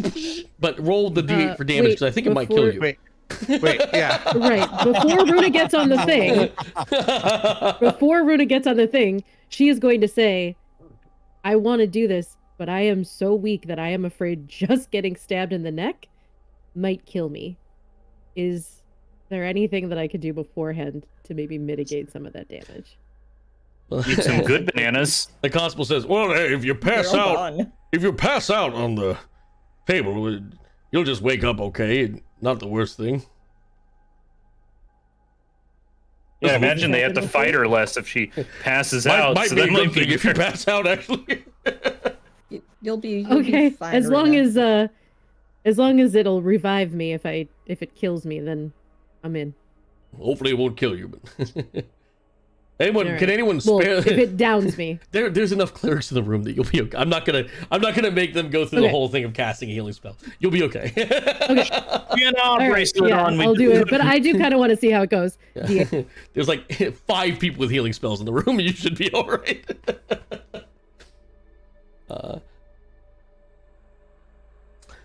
Oh, she makes it with 1 hit point. Oh.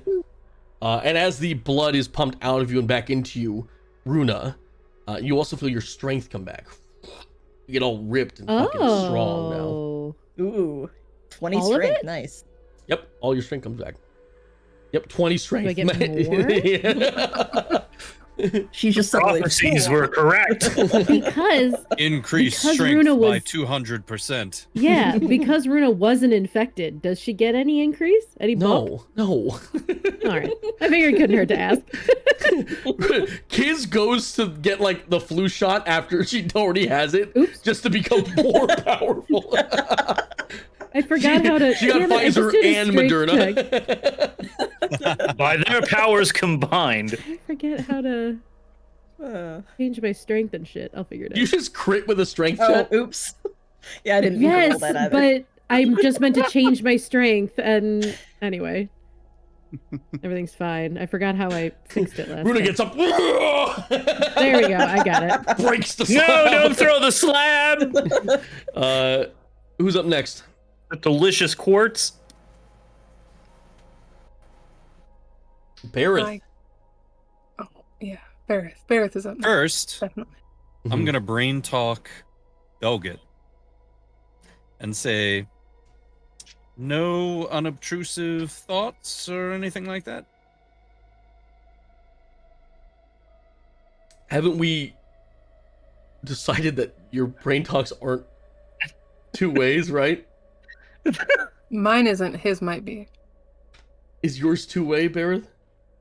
Yeah, we had decided. Okay, We okay. had previously decided that this is actually 2-way. Because you chose it as a cantrip, it was, but Sylvie's is a racial. It doesn't work the same way.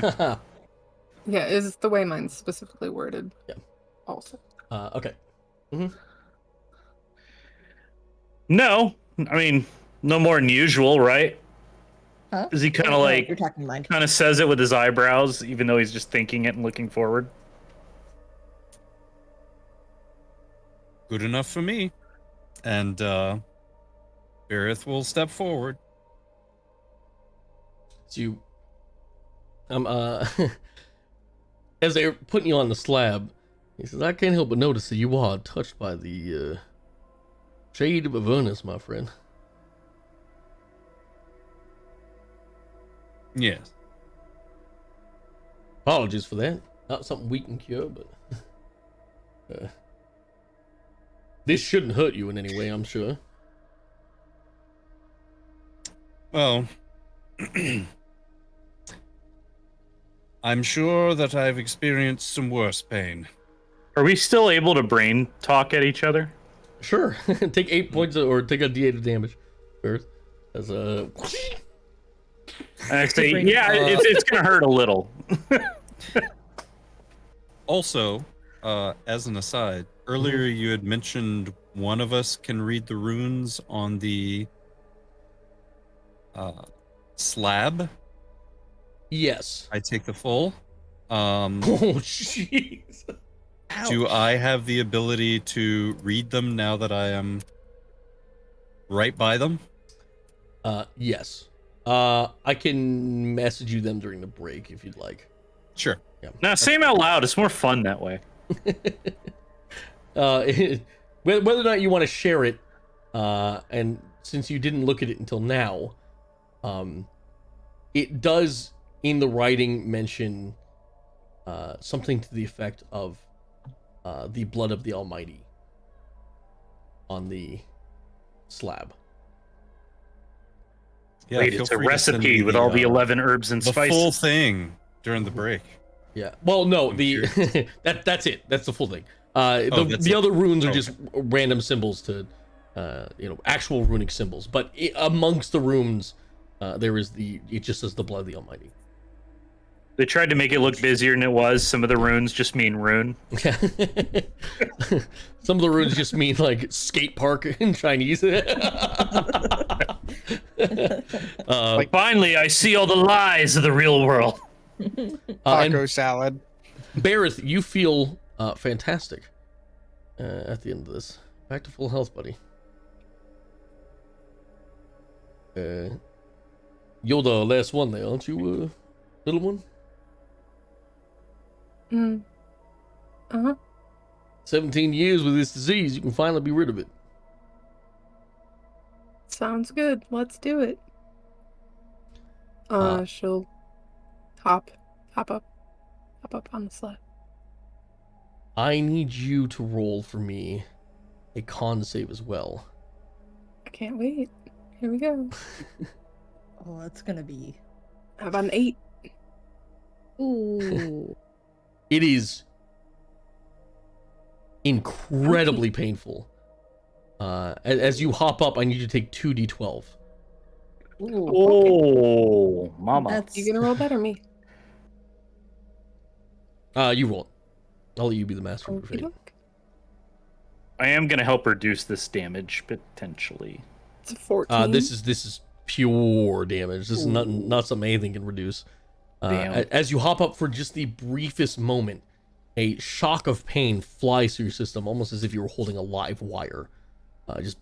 Your nervous system is immediately fried as you're able to hop off. Mm-hmm. Oh, All it's of just you- because she hopped on the slab? All of you can see this as Wow. well, as it almost looked like an arc of white lightning hit her the second she was on it, and she Ooh. falls off, Like- just convulsing a little bit. She hops on and then literally bounces off. Yeah, that didn't happen with mine, right? No. Yeah, Trolls No, gonna that's what I rush say to the forward. room. The bastard runs over to you and says, Dear God, girl, are you alright? No, I'm not alright. That was awful. What the? The pastor looks like confusedly towards the Father Corwin in the corner, who looks over to you and says, I can only assume that the fever has been in her blood so long that the Almighty rejects her presence. Well, Would it help her if we prayed? I'm sorry, this is Chelsea responding, not. So- Yeah.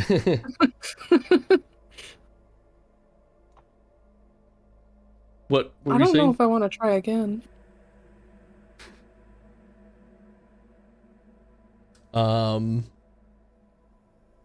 I mean, you don't have to. You've been doing okay.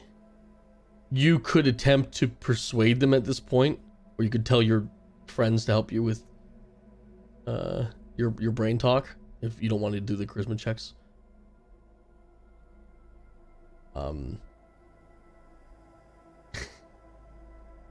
Yeah, it's kind of up to you, Sylvie, what you want to do here.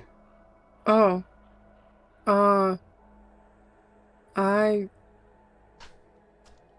I don't know. If somebody can heal me a little bit, I'd be willing to try one more time. I would like to be cured. But- Yeah, I do think you need to try. I would like to. Runa asks, would it help her if we prayed to the Almighty? Perhaps the Almighty Yes, will yes, show lenience if we all join in a prayer, correct? Sister Elowen, will you please tend to her injuries? And hooded, the woman with the veil walks over to you and puts her hand on your chest and whispers. Shoves a good berry in your mouth. Yeah, takes banana. I have 3. There are 3 left. Well, there are 3 left. I was getting ready to offer them. She whispers a few words, and you feel the synapses of your nerves that just got fried by that attack kind of heal back up, and that lingering stinging pain alleviates itself and you're back to full. She says, "Child, we can try again." Yeah. You can do Uh, this, Sylvie. Would putting the cloth back down or something help? You need kind of the whole thing is like the connection of the runes and the Sure. yeah, multi-step we have the blueprints in the back. I could show. Oh, I'd love to. Yeah. We found WD-40 helps. Also, big thank you to the raid we got. Sorry, I don't want to interrupt RP for that, but thank you guys. Sylvie, they lead you back over, and the pastor says, "We could attempt holding it down until it goes through. Would be dangerous, but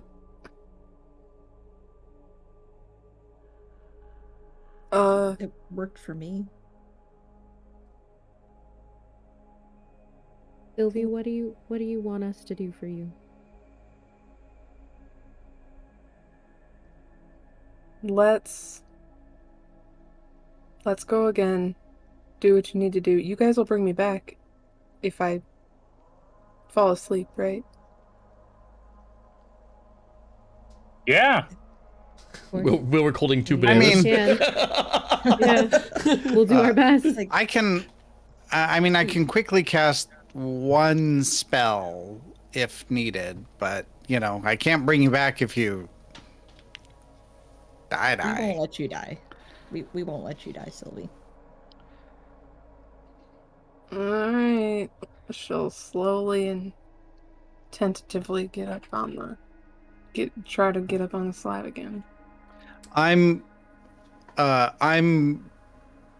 preparing to cast healing word if I see her go unconscious at all. Okay. Well, the second you put your hand there, and as they begin holding you down on the slab, and the statue comes down towards you, you're instantly going to take 2d12 damage if you want to roll that. And then every 6 seconds, you're going to take another 2d12 damage. Sick. Sounds awesome. Oh. So we'll see how this goes. With a 14 on the first one.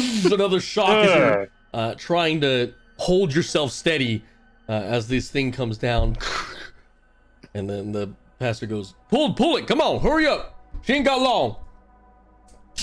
Both straight into your neck. Take a d8 and then 2d12 as well. Okay. The D8 is a 2. Okay.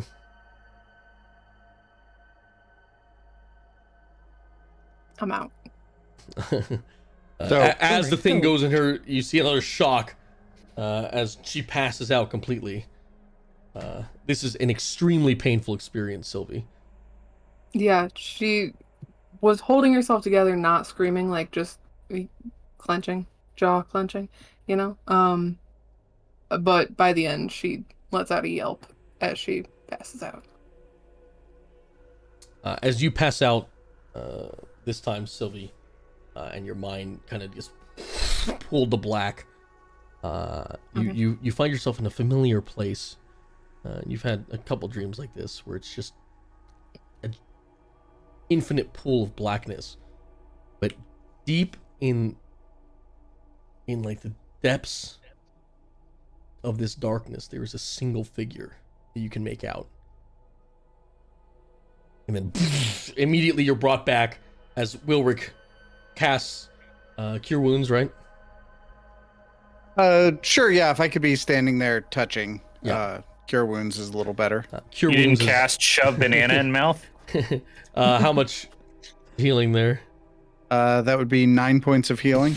As the blood starts Roll being good. drained from your neck, Sylvie, you instantly come back into consciousness in extreme pain. As the instant you're back, you're going to take another 2d12 damage. Oh. About how long does this process take? I said about 10 to 15 minutes. Holy shit. Runa God is gonna. damn. Well, even if we get a little bit Oh, done, that's no. progress, right? You come back Oh, no. just long enough to scream in pain as you're pulled back into the depths of this black abyss, and now this Hey, creature. Taylor. Yeah, I'm dead. you're dead. I just took 21 hit points. Well, Yeah, but you had were 9. healed up to Yeah. 9. Right, but isn't it? Didn't you say half? No, it's full. You take full. Oh, okay. All right. you're okay. Yeah. So don't scare us like that. Well, No. You know, we always lose halflings. I didn't really want to bring that up, but it is what it is. Oh well. Bye. You're immediately pulled back in this blackness once again as consciousness fades, and that figure in the distance is now a little bit closer, Sylvie. As at this point, Sister Elowin gives you a 2nd level cure wounds, giving you 15 health back. As once again Sylvie's brought back immediately into the fray, screaming in pain. The pastor at this point, by the way, while Sylvie is going in and out of consciousness, is like, should we keep going or what? Hey, sister, father, what? Help me pray over her. when Sorry, go ahead, Wilrick. when it happened before, did it seem like there really wasn't any meaningful healing that happened until the end, or was it like in process? Bottom line, I'm sure as the blood starts going in, there is some healing property, but I get what you're getting at. You would have no way of knowing how this is going to work. Sure. Okay. I don't know. This seems like a bad idea. As I ready a banana. And Trell's got nothing that she can do to help, so she's just got Sylvie's hand in like both her hands and like looks terrified. Now I just want to see a medical drama filmed where they go clear and somebody just shoves a banana in somebody's mouth. It's like clear. So you're at 15 health, Can we Sylvie. Do another 2d12 because you're back up. all right. I would just like to mention that Sylvie's screams are absolutely like blood curdling, and also she's not able to get a lot of words out in this, but she's saying stop and no. Yeah. Those are both single word things. Okay. So Stop. just clear that. We need to get her off You're of still this land. alive, Sylvie. I am still alive. You are still alive. You're still Yes. Perfect conscious. time to get 2 words out. We're You may need not to get want her to out be, of but here. you are. You have to stop Yeah. it. You have to turn it off. stop the thing. Wait, We need she's to in do the middle of this a being different drained. way. You know, we gotta be careful here. Oh, it's gonna take a second for us to stop. You want to stop? Yes. Either that or start praying with me. It's killing her. Put it back in. They're all praying. It's not like any of them have stopped praying, but yeah. Oh, there's- they are? yeah, Oh, yeah. okay. I never heard any like response to that, so I thought that maybe that would have done something. Okay. Well, yeah, they were busy praying. They then didn't want to yeah, stop. respond. Well, The pastor says, Tobias, let's put an end to this. Sister, and as this is going on, Sylvie, another 2d12. Yeah. Good night. Oh, only 6. I'm Don't still sound out, but disappointed. 6. As you're pulled back Okay. into the darkness, Sylvie, and that figure is now even closer, and you can start making out what looks to be with a this is hard. A perception check would make sense if you were actually seeing this, but you're not. This is in your head. So I'm going to ask you for an insight check instead. A 9. You make out a large glowing form at this point. It's still too far for you to see what exactly this is. A banana goes down your throat, I'm assuming at this point, Wilrick. if I can, bananas are going in. This scene is getting rough. As you come back to consciousness, there the ching, both of the mandibles come out of your neck, blood leaking everywhere. As you take another 2d12 damage at this point. Oh, that was only 1. Hang on. Ooh, Ooh. Oh. still alive? Technically, yes. That is Right, 21 total. Right. And I have 1 hit point, so that puts me at 22. Puts my it was that dead close. number 22. Oh. Yeah. Holy I was- shit! Not good. Yeah, I was gonna maybe make you take a D8 of damage, but I think that is such a cool. That is such a thematic thing that we're just gonna. Don't worry about that. I pushed the previous banana down with the next banana. Just the no. peel and everything, or just the banana? These BANANASs saved your life. Back into that liquid blackness. Sylvie, Yeah. the creature, the figure is even closer now. If you want to do another insight check. I'd love to. Ugh, natural 1. Still too hard I'm to We're see. back overwhelmed. under. As the last banana goes down and everyone's finally pulling everything off, that'll give me a strength check to get that tiny person off that slab. 20, dirty 20. Won't even make you roll for damage as you come back to consciousness. Your body's thrown across the room, off of the slab, and you're finally free from the traumatizing attack. And the pastor's just sitting there like, all right, well, maybe we don't do that again. That might have been. Go tend to her and see if she's all right, if you would. Did any of her blood even get purified and put back in? No, didn't even get to that Oh, point. jeez. So Trell's gonna rush over and she's gonna be like, sister, come on, sister, over here. Quick, please. Sister Elowen walks over and kind of puts her hands on your chest, Sylvie, and under her breath whispers a muttering of an incantation, and then you feel 15 health points get pushed back into your body as your wounds begin to close up. And she looks at you, Trell, and she says, "I'm spent. Moment. You did enough. Thank you. This Thank you. event has Thank been you, sister. so damaging to you, Sylvie, that even with the amount of healing you've had, you're out. You're not. Yeah. You're not dead yet. But I'm you're, not conscious. You're not conscious. Yeah, Belgit will carry her. That's Does it no look like problem. she's stable or no? She's stable. Yeah. She's Okay. okay. But that was I'm breathing. she just died like 5 times in a row. Yeah, that's. Yeah. Yeah, that's rough. That's With rough. really I've been a high professional damages. fighter and I've seen some shit. That was some shit right there. A monkey goes after her. Another banana. Come on. I can't lose you. He's just smashing a banana. She's fine. You don't understand. She really likes bananas. The pastor kind of says,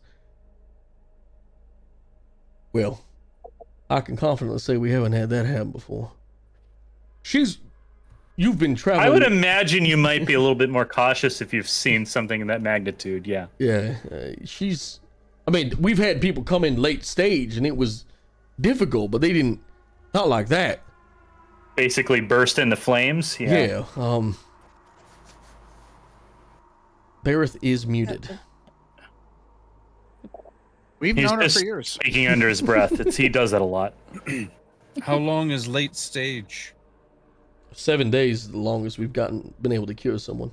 After that, I'm not going to sugarcoat it.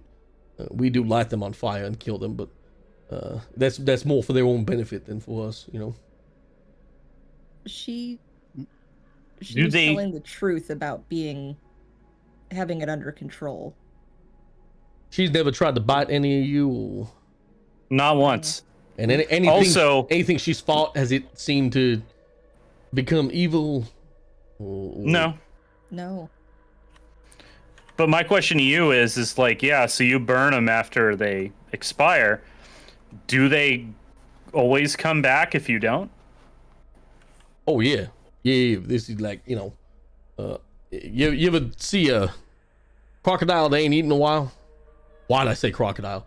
You ever see a wolf that ain't eaten a while?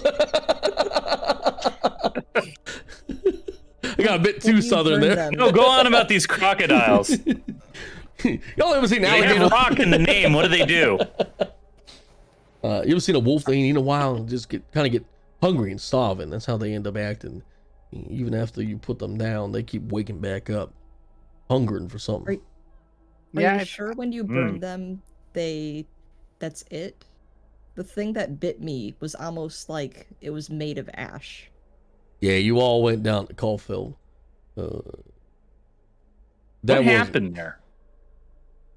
It's a dark time in history. See, before we could understand exactly what the blood fever was, it was kind of considered that Caulfield was a lost cause. A sect of people who worshipped the Raven Queen decided that death should come to those who could not face death, if that makes sense to you. So they took it upon themselves to burn the town down. When doing something of that magnitude, sometimes the corpses aren't completely taken care of, and I'm sure a couple of them still survived under the rubble of the houses and the ash. We have them pop up from time to time.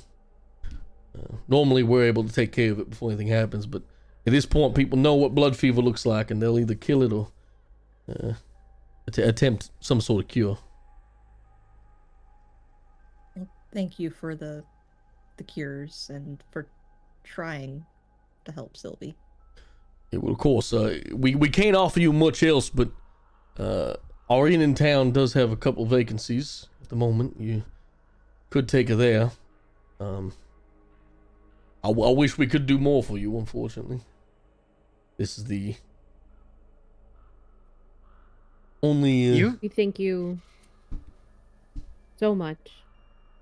Is there anything that we could try to do for you? At the moment, no, but yeah, we'll think about it. I'm sure we can come up with something. Maybe like a... You know what there is? Tomorrow we do got a chili cook-off going on. And we were looking for a couple judges of said chili cook-off. Oh, I could be a judge if Sylvie's doing okay. I could be a judge for that if you need one. Sylvie's dying in the corner. Trill immediately. If she's doing okay, I put that in there just in case. She's not in the corner. I'm holding her like a sleeping toddler. She looks like she's out of the woods. Yeah, I could do a chili cook-off, judging. Yeah, no problem. Yeah, Sylvie's just gonna wake up in bed like she transported. She won't know how she got from the car to the bed. I've got her in a this chili- papoose like the Hangover. Yeah. Is this chili with beans or without beans? I mean, it's up to the person that makes it. We just do, every couple months we do have a chili cook-off, which is kind of a fun thing we can do. But normally what happens is there's a little bit of prejudice, and sometimes there's favoritism because of different people in the town. So, having 3 guests who have no connection to anybody would be probably the most pure chili cook-off we've ever had in our day in life. Anyway, your friend's dying. Let's take a... Well, tell me You more said she about was the chili fine. cook-off. You Hold said on she'd be now. okay.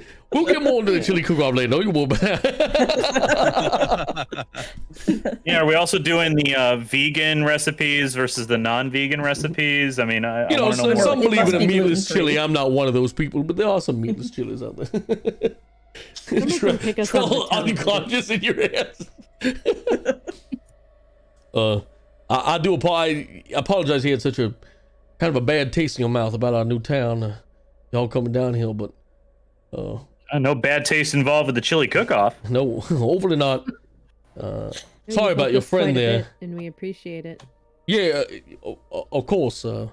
Sometimes people can feel a bit overwhelmed. We come a little bit hard with the whole religious thing, but this is... I can see why. I can see why you worship the Almighty when we just got to see the healing power. His power is incredible. Wilrick, give me a perception check. Okay. That's a 6. So good. during Sylvie's, it's not, but during Sylvie's quote unquote exorcism, the exorcism of Sylvie Buttergarden. Where were you guys? There's your episode title. Where was everyone positioned? Felgit was there. I was like right there. Trell was Well, there. I Luna was healed and also was doing standing good over. berries. Yeah. So I wasn't really watching the machine very closely because If anybody had to You help know, keep her stopping. down, Belgit would have been one of those people because she's so good at that. Yeah. I would have been near Sylvie's head, I guess, because banana delivery. Runa and Bareth. Runa would have been nearby, maybe on standby for holding her, but she was trying to get everybody to pray. Bareth would have probably been standing back slightly, just monitoring the whole situation of things. You can give me a perception check, Bareth. Bareth was back there thinking about Eldritch blasting one of the altar boys. He knows what I'm about. Is there any children here? 21. Ooh, can you do something for me? You do notice that a good amount of blood from Sylvie did get into the tank of this statue. So she's probably a bit low on blood at the moment, which might be she why needs a cookie. she's passed out. But that's just something you notice. The pastor says, "Well, let's not keep putting up a front. Do me a favor, Rowan, and raise the portcullises, which is a word I knew the first time I asked about it. And let's get y'all understandably, I hope you will have to pay for your rooms. But we do apologize for the damage done to your friend here. Let her know that we're sorry. And, kind of a new territory for us. This is quite. We'd love to. If I may, to her. Pastor, Yes, of course. what's going to happen with the blood of hers that was withdrawn? We'll probably throw it in the street, sewer, burn it. We do tend to clean the apparatus completely, if that's your worry. I see. Seems like burning it would be best, yeah? Yeah, we don't want any of that Yes. kind of floating around.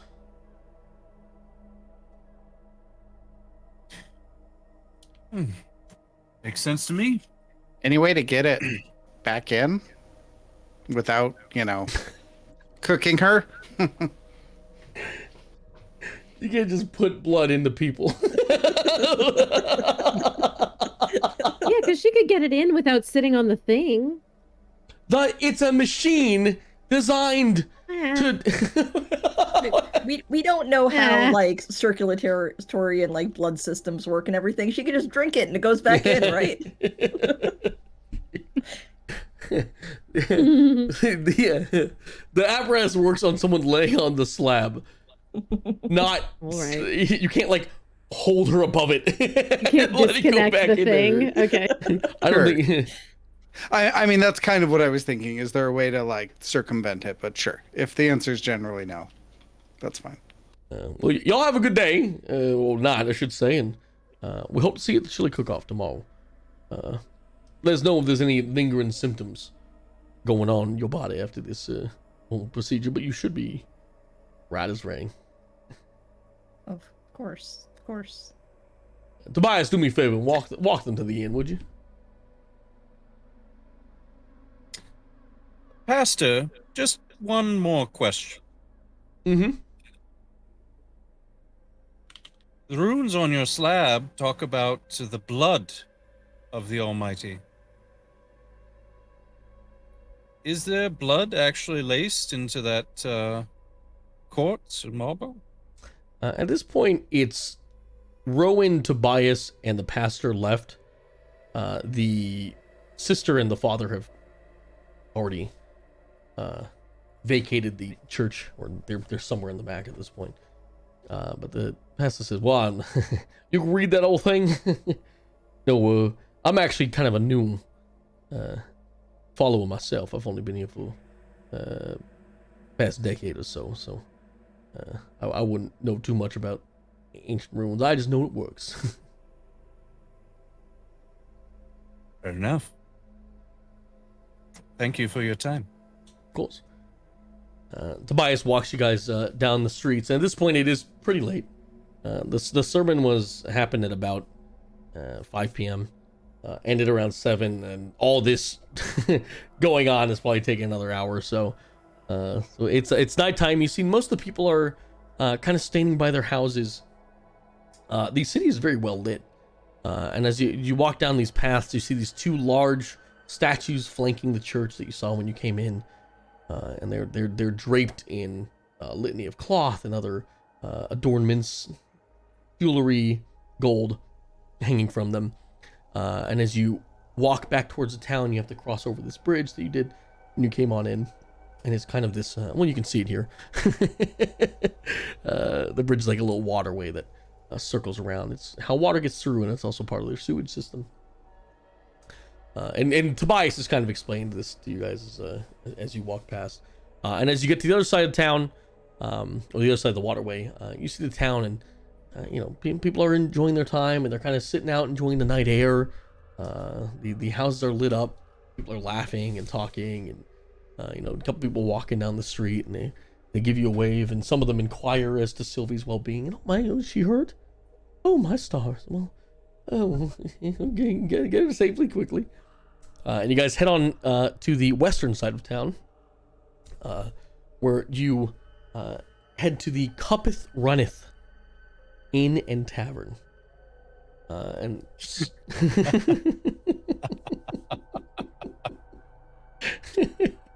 all of these. I think they couldn't just afford the rest of the sign, or all of these have very unknowingly punny names, so apologies. Or they hit the character limit. Is that what happened? Yeah.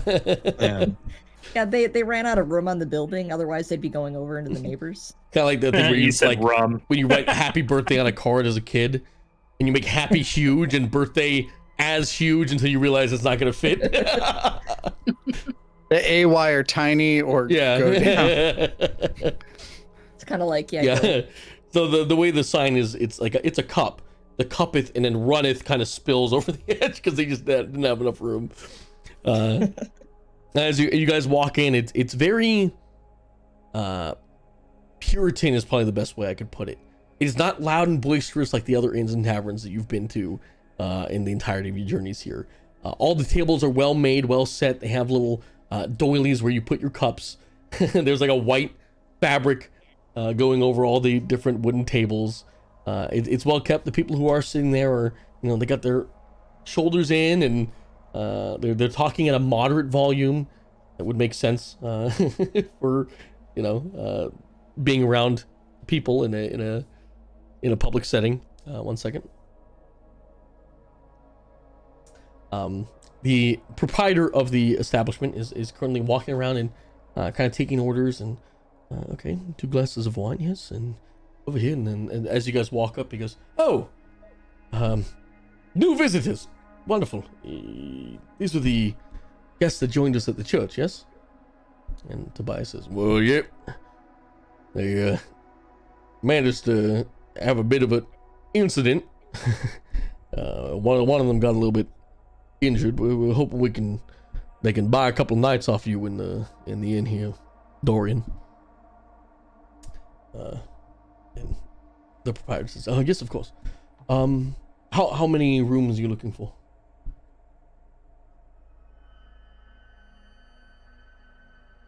I don't know. We've never really discussed it, right? No, I mean there are 6 of us. So probably at least 2, depending upon how many people can fit in there. But how much are they per night? You're gonna be looking at well, we do have larger rooms. Large rooms will run you about a gold each for a night. They have 2 beds each, so you might have so that could fit all 6 of us, right? you might have to double up. I'll pay for 4 3 rooms, I think. Four. 3? How many? 4? 3? 3? 5? 7? I assume I'll 4 put rooms. 3. Oh, but Oh, I was assume gonna you'll say want 3, to so stay we with can Sylvie. double. yes. I figured. Wilrick and I can bunk up. Oh, Runa, you'd probably Belgit? rather stay in your own. That's why I assumed I think 4. at this point it's nice to not be alone. So I'm okay with 3 if you're okay with 3, Belgit. Okay. Does it have a tub? We do have a Nasa room with a tub, but that's an extra 2 gold on that. Are you sure?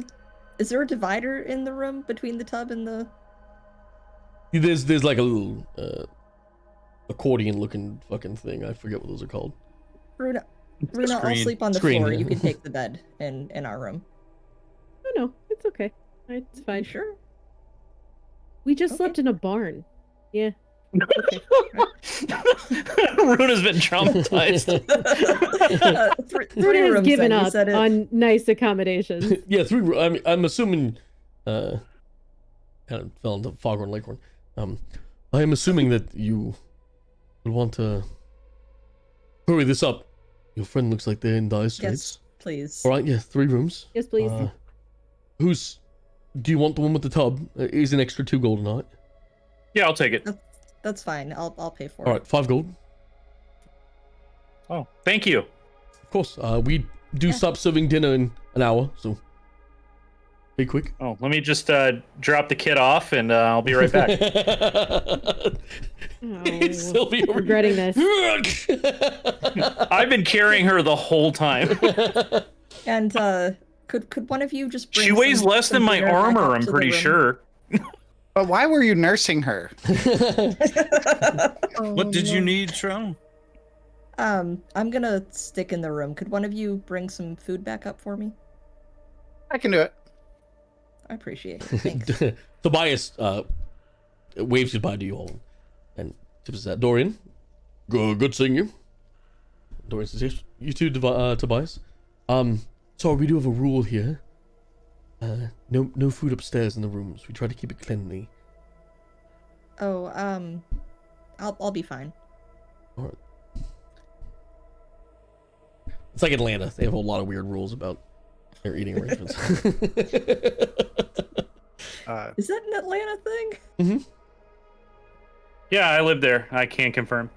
Okay. Yeah, it's like a big I'm thing not now. 100% up on the food criticism thing, but yeah, you can ask me and I can verify any of that if you show me what you're looking at. They got a lot of weird rules in Atlanta. Like after 3 p.m. they don't serve more than 4 people at a table or some shit like that. It's weird. Oh yeah, that's true. I do remember that from visiting. It's fine. Yeah, it's some weird shit. There's a once we get aside in this spot, I let Trell know that there's a good berry left. Here, have a banana. These tasted really weird though. I'm gonna eat it. Does it still taste gross? Absolutely. Because I summoned it when Yeah, I was. absolutely. Oh, It's take a bitter. bite. And I'm like, thanks. It's good. All right, so just so I know that Appreciate the room, Bareth and Wilrick are in one room, as usual. Trell and Sylvie Big spoon. are in another room. And Runa and Belkin are in the third room. Or Runa. Yeah. So you got like basically Runa's not gonna find a bath either. you got like the quote unquote suite. So it's just it's a king bed and like a tub. Is it the honeymoon suite? Love Does it have a God, heart-shaped tell me bed? it's a tell me it's a fucking honeymoon suite and I'm in a heart-shaped tub right now. now. Oh You can no. put a gold Runa it does just have your remembered. fingers, but it's actually like mage hand. Did you just remember Runa Runa? just remembered that Belgit sleeps naked. Trell's offer is still on the table. Oh, I don't think he Tired. would in this Tired. circumstance, but if you put him in his own room, yes. That's very respectful of you, Belgit. Belgit's very civilized for a pit fighter. Belgit will wear a sock to bed. And not where you think. On the hand. Just his left foot. It's very weird. It's the circulation in that leg, really. Yeah. It's all yeah, about circulation. Anyway, you guys have free time now. Do whatever you want at night. You got a long rest. Congratulations. Woo! Is my strength restored? Yeah. No. After the long rest, yes, but not before. Okay. Oh, I get cool. one. I was at full hit points. Oh, we're not doing it yet? No. You can do the We're doing long rest now. Yeah, you can do the long rest now. But just anything Do you it now, want to do quick. in this time. Here's your free time. We haven't had a nighttime Okay. free for you guys in a while, so I figured. Yeah, Belgit's just gonna chat with Runa the entire time. He's lightly dealt with her in like the 2 years, but like they didn't really talk. It was more like they saw each other at work, So but they didn't work for the same company. before we get into that, Competing companies. as you guys are getting settled in your room, Runa and Belgit, you hear a knock on the door. Belgit, are you in the tub? Hold on, no, I'll get it. No, I was gonna get it if you were in the tub. Do you want this conversation to take place with me in the tub or not? No. Okay, There go is a ahead. screen. Go get the door.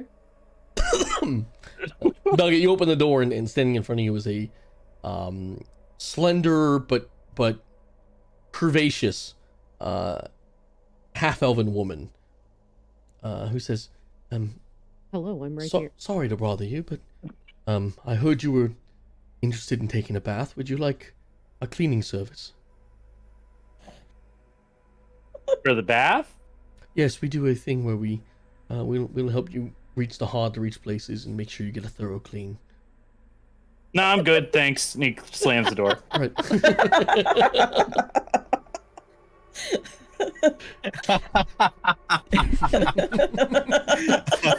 I can't believe you didn't take that.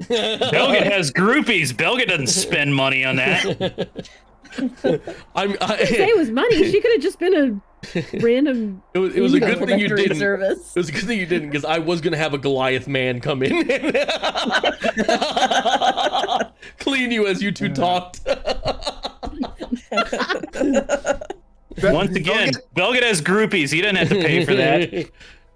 That might have been more appealing to Belgit, actually. Yeah, I think the Goliath would have worked. Really clean in there. Belgit tosses Runa's you. just watching from behind the screen. Runa, Belgit tosses you like a cleaning brush. You doing? I don't need you. I got her. All right, so you go to take a bath if you guys want to play out your scene together. We're actually gonna talk while you're in the bath. Okay. Runa gets in the bed. She gets all snuggly under the covers, and she can hear Belgit behind the screen splashing around in the He bed. gets in. He looks. He notices he doesn't have something he needs. He goes, "Damn it!" And then he has to get back out. I could get that for you, Belgit, so you don't have to traipse around the room wet and naked. Nope, it's fine. It's fine. Gets back in. Yeah, so that was not really what I expected. What, the church? Yeah, that we got here. They do that. And apparently we're cured. Yeah, I mean, I definitely have my suspicions about everything going on in these woods, but I felt better. You felt better. Yeah, but we were also lucky to get here so shortly after we got bit, so I don't know. I wonder if they came up with the cure because so many people were close by. I don't know. I don't know the whole thing. Like, I don't know why Well, I mean, I kind of know why they're doing it, but what happens with the equipment when it has to deal with somebody who's had it as long as Sylvie has had it? I just hope we didn't do something they've never seen before. Well, I think we kind of did, but I feel like Sylvie took more damage than the machine, fortunately. I mean, that's what I hope happened. I don't know. What makes you worried about their machine? Just how unnatural it was for her to even be on the slab. So, sometimes things impart on each other. Now, did it make her any better? Maybe she will have better luck with this if we try to treat it again, or is she too much for the machine, is what you might wonder. I wonder if it's like a cure versus a cure, because she's done so well. Who knows? The machine didn't know what to do with a tamed illness.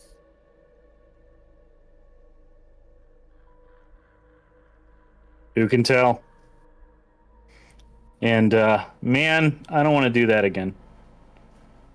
I don't want it to come back here if we get bitten again. Because we have to go back to Caulfield, right? Or do we think I that think so. thing is all never we were got meant that to well. find? What'd you say? Or do we think that talking head thing is really what we were there for? I mean, it seems like that's a pretty big thing to find. I don't know what's down the well, or if it's important enough to go back. Oh, it's important And- enough. Okay. I And agree. We found a tree, but I don't know if we know what to do with it.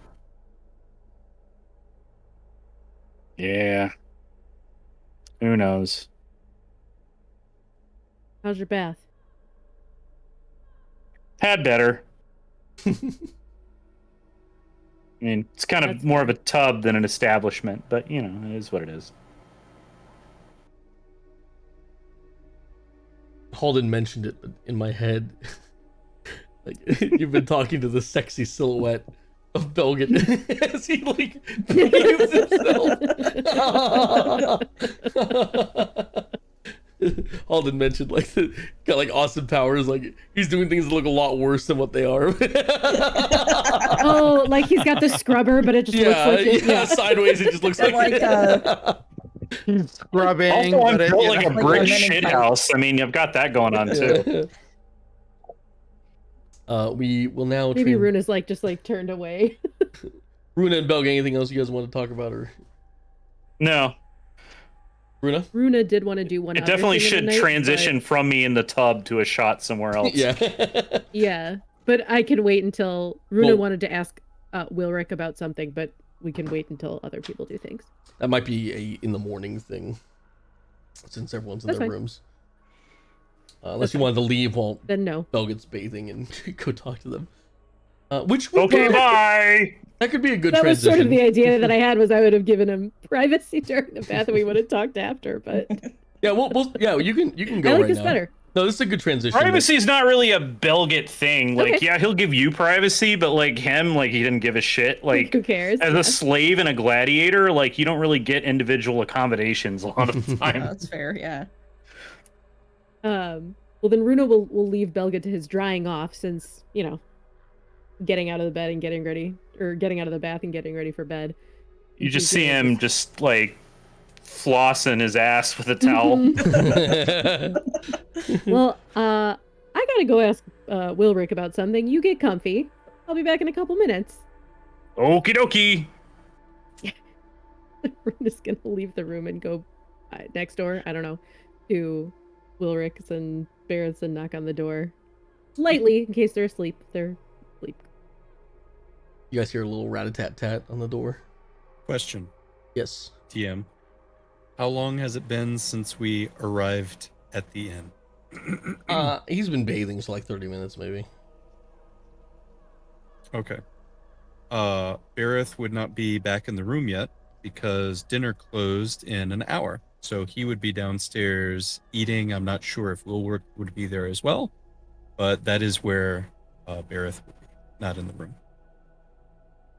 Yeah, food would have been the first thing I do. Rat-tat-tat, no answer. But Hey, Sorry, never mind. I just She wanted goes to back to her clarify in room. case. Well, you would know that they're probably at dinner because you were told the same thing. Dinner closes in an hour. Oh, okay. Well, then I'll go down and I'll find them at Not dinner. trying to make it harder for you. Kids. That's okay. Logically, This was just the thing I was gonna do. figuring out where But it we was would like, be. make sure you have something to do during downtime. Mizuno's like, this is my date. Want time with him. Bruno goes down and crashes Wilrick and Barrett's date. Yeah, you come down and Third wheel. they have a little table in the Yeah. corner with a single candelabra on the Aw. table lit, and they're both. Sha-la-la-la-la-la-la-la. Kiss Runa the You comes want up to and like kiss the pulls up gnome. Runa pulls up a stool and it just like screeches horribly, just totally ruins the vibe. She sits down and said, "Hey, Wilrick, I was wondering if you could maybe take a look at this ring." And she's gonna pull off a ring that she had, which is the one that Relodithus gave her. And say this was a ring, and Relodithus said that I could pull him on it, and he would be able to find me. Can you tell me any more about how this ring works? In the middle of your very important conversation, as always, the waiter walks up. Hey, so what are we having today? Oh, what's on the menu? Hi to you too, by the way, Runa. Barrett, Hi. I'm guessing you and Wilrick have already ordered at this point. I'm assuming. Yeah. But it would be the usual. Something practical. They have a lot of fish here. Okay, cool. Is Wilrick a kid's macaroni and cheese kind of man? Chicky nuggies. So, yes, lady, would you be eating tonight? Sure. All right, we got fish, rice pilaf, pork and grains, steamed carrots. We just have a platter of a bunch of different things if you'd like that as well. Bring me whatever's your favorite. Goes to the waiter, winking. Okay. He goes, all right. And in 5 minutes time, he brings you the steamed carrots and a side of pork. He says, I like to mash the carrots up and then dip the pork in the carrot and then put that in my mouth. Anyway. Thank you. That sounds delicious. Then I chew, then I swallow. Then I'll take a sip. Wilbur, continue, sorry. Yeah, I can. It's kind of an ordeal for me to sit there and focus on it and stuff. So probably up in the room once we're done, which. That's fine. Yeah. But I'm happy to check it out. I mostly wanted to know, first of all, is it tracking us? And second of all, is there any way to make it more useful to us than being able to call him? Would it be reworked?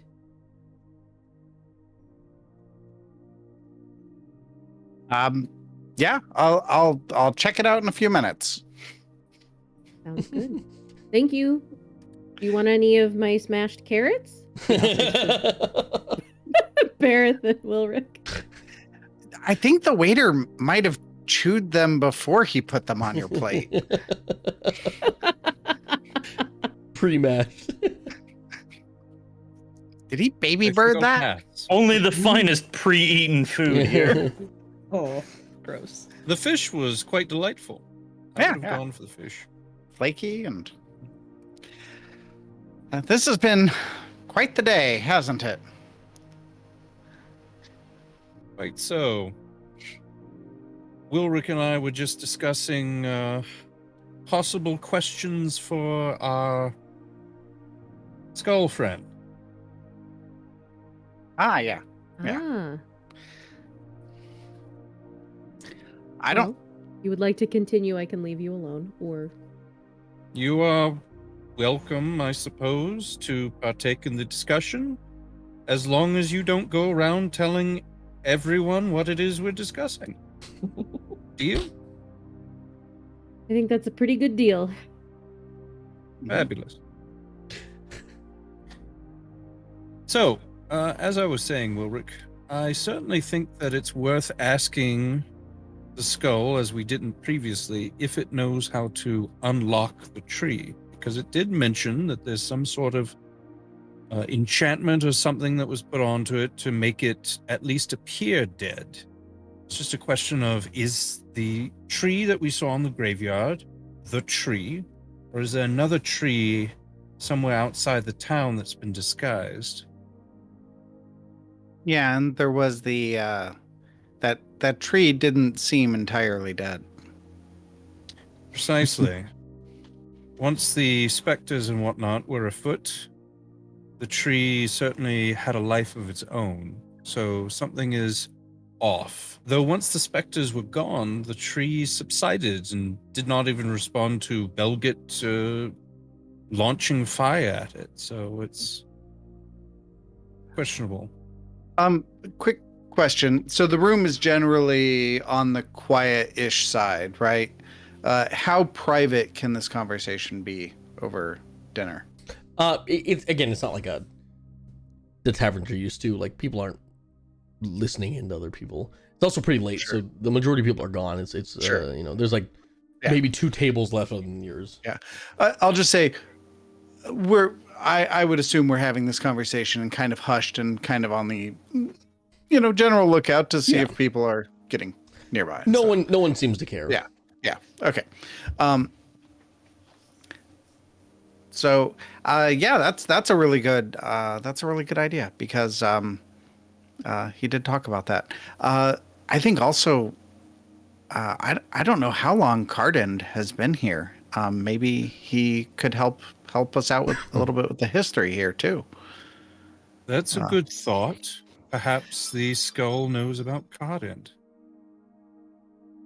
Was it always some kind of religious center, or is that something fairly recent? Good thinking, Yeah. Will. And the Almighty and things like that. Just give us a little history there. Can I'm you also curious. can you do me a favor, Wilrick? Sure. Give me a wisdom check real quick. Just straight wisdom. Straight wisdom. Wisdom save. I'm sorry. Wisdom save. Oh, wisdom save. Well, just whatever. It It's- would have failed. It ends up being the same. Right. So 6. Just because of how tumultuous the day has been. Mm-hmm. Your head gets a little bit foggy for a second, and it's a little bit. You're a little bit worn down. But then it passes. You can continue. It's been a really hard day. I'm sorry. What were we saying? If the skull knows anything about Cardend and the Almighty, it was a good thought you had. It's possible it does. I also wonder if, and Bareth will speak very lowly for this, if the head may know anything about, or if the book is something more recent. Yeah, that's a good question. Maybe this stuff. Seems like we have some things that we might want to do that would make sense in the room. Maybe we should wrap up dinner and head up there. Yeah. Thanks for letting me crash your party. Runa. Eat How fast. is rooming with Amber's off back to Belgit, her Runa? Speaking of Belgit, Well, you would know. down the stairs comes a freshly cleaned and spick and span. Okay. Yeah, he's currently wearing the robe and slippers that were in the room. I see. Oh, hello! Everyone's Everybody's taking a eating, huh? bath. Yeah, you should have sprung for the room with the tub. I would have if they had any more. I think that was the only one. They had a couple, but yeah. Oh. I don't know. The waiter walks up and says that. Oh, we do have a couple if you'd like to change your room. Willie?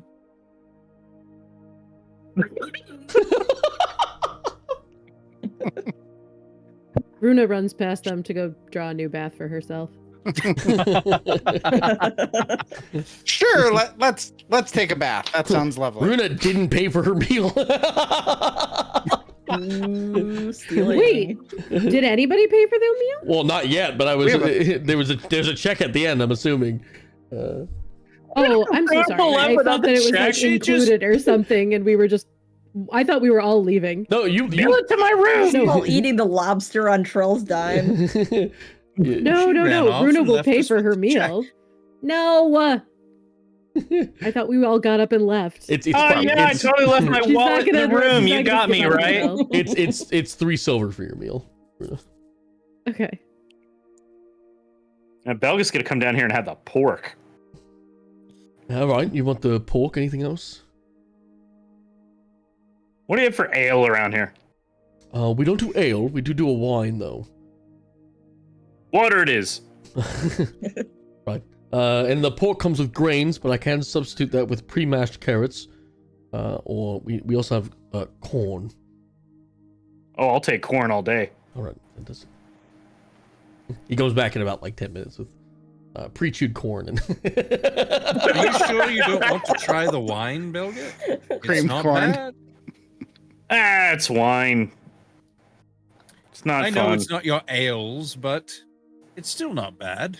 And probably the only thing you can get to drink in this place. It's a Yeah, holy but I don't city want after to. all. I don't exactly want to go through 3 bottles. Point taken. Each of your meals with the wine is going to be about 5 silver each, by the way. And Belgit, yours will be 3. Done. Pay up. Settling up. Before we regroup with Bareth and Wilrick and Belgit as they finish their meal and pay, Trell, what are you up to? So after the last time when Sylvie was out and she came to down in the creepy blood-filled dungeon, Trell has positioned herself. If there's a chair in the room, she's kind of moved it more or less in front of the door and has just been sitting, keeping Sylvie in her eyesight, making sure that she's not like making any motion that she's not comfortable or that she's coming to, anything like that, but is otherwise just kind of playing some melodies on her kalimba, which is a little thumb piano thing.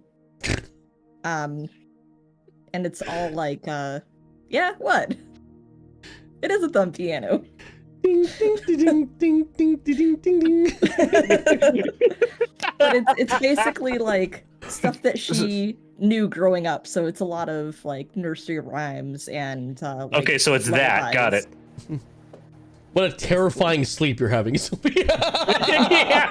It doesn't sound Fucking terrifying. 1-2 because Freddy horror coming for you games. playing in the background. That's your Slightly out of tune. Kalimba. I got Sounds like a 5 horror on it. I was just kind of just passing the time. Still trying to get down the rest of that banana though. It's bad. Yeah, it's not rough. good. And then you think about all the bananas we just shoved in Sylvie while she was unconscious. Phrasing? Are we not doing phrasing anymore? Phrasing. Slap Sylvie. Not after This, that bath. this baby can hold so many bananas. Well, that was Runa last time too. That's true. Uh, We'll all be the banana receptacle at some point. Bareth, well, Jesus. Bareth. That's our group name. We're the banana receptacles. Banana receptacle! Hey. Please no. Bareth, Wilrick, and Belgit, after eating your succulent Chinese meal, would you guys like to go do the skull shit you were talking about? I had a question real quick before we depart in character. Yes, Bareth. Waiter. Yes, sorry. I forgot that was me. Waiter DM. Ding ding. Yep, that's me. That's my job. I just stated out loud in case anyone in the restaurant is confused. I am in fact the waiter. Good sir. I'm well aware of your policy of not allowing food upstairs in the rooms. However, one of our companions is gravely injured and still in need of some sustenance. Would it be any way possible for us to possibly take something small up to them at least?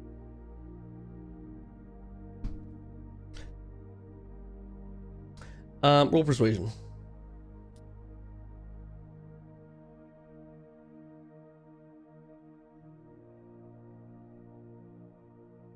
$19?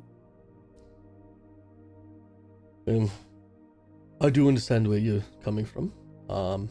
I could put together a small bowl of nuts and berries that they could snack upon. That shouldn't be too much of an issue, if that's all right. I think anything would be most welcome, my good man. I appreciate it. Of course, that'll be 5 silver. I'll tip him an extra 3. Ooh, big spender. He goes in the back and gets your bowl of nuts and berries for Trell and gives it to you. And then all of you collectively will take a bathroom break, as we, in real life, will also take a bathroom break. So, It's 5 one minutes. big. It's Yeah. one Man, big that hole. pork and we really also- runs right through you, doesn't it? Don't cross the streams. Trell is muted. I'm muted. Just said, we all gotta be friends taking this bathroom break together. All right, I'll see you guys in 5 minutes. Right. Chat, hope you guys are enjoying. Feel free to get up, take a bathroom break, go piss or whatever you have to do. But welcome. Hope you're enjoying it. Thank you for joining us for another fantastic session of Dungeons and Dragons. How's everyone doing tonight?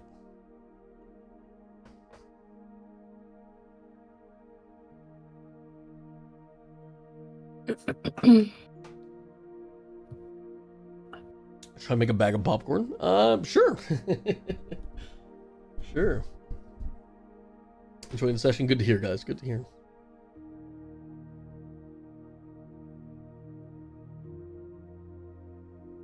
Glad to hear it. Yeah, this is a bit more of a... Well, I was going to say tame, but... Void started out rough, didn't it? Ooh-wee.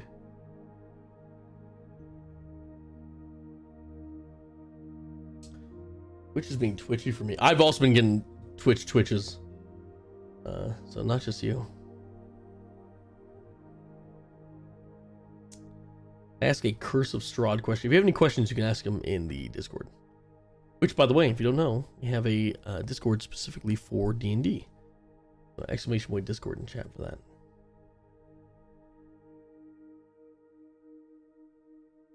Also, if you want to know any more about the characters, you can just type exclamation point in their first name, and it'll pull up their character sheet for you guys.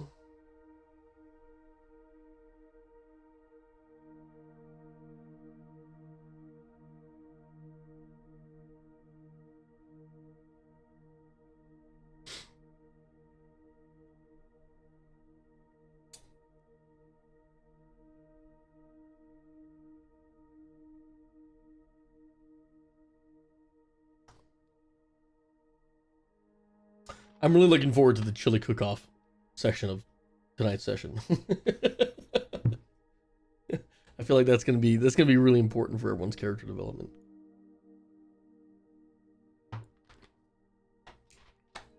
Probably the most important event in the entire campaign. I had to say it. Also, I noticed someone mentioned it, so good job. Yeah, that was supposed to be like a fantasy style of a dialysis machine. When coming up with blood fever and trying to think, oh, what's a good idea for a cure? I went through a lot of iterations of how it would be cured, and I was looking up just when you have issues with your blood in general and kidneys and stuff like that, how it filters the blood. I came across dialysis machine and looking over and I said, well, that's kind of fucking terrifying too. This machine fucking sucks your blood, filters it, and then pumps it back into you. That's kind of scary. I was like, oh, that's actually perfect. Let's go with that. So that's what that whole thing was. It was just kind of inspired by, you know, the dialysis machine in general is terrifying, and then you put the whole religious aspect to it. I think it's a little bit scary too. But I also definitely wanted to like play up the characters' fear of what might happen when they encountered the religious people. And I feel like there was definitely that thought, probably for some of you as well watching, that like, oh, this is like an evil cult. So I definitely wanted to play with that and be like, you know, sometimes sometimes things aren't evil. Sometimes they're just, you know, normal. And those are my inspirations specifically for this session.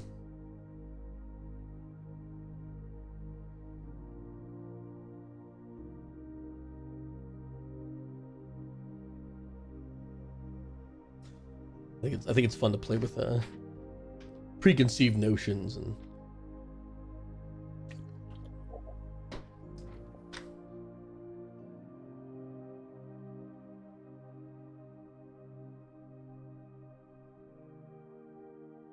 in the party's events, how many times something innocent or friendly turned evil? Yeah, I think it's important to sometimes but do the opposite and make something that like, oh, this could be evil, and be like, nope, it's actually just normal shit. That way it doesn't get stale when you do surprise them with stuff. And that was also the inspiration behind making the town of Cardend that you see here. When designing its borders and everything, I wanted some of the buildings to seem intimidating, but for it to just have this like very vibrant and friendly feel. So I just played with the blues and reds a lot.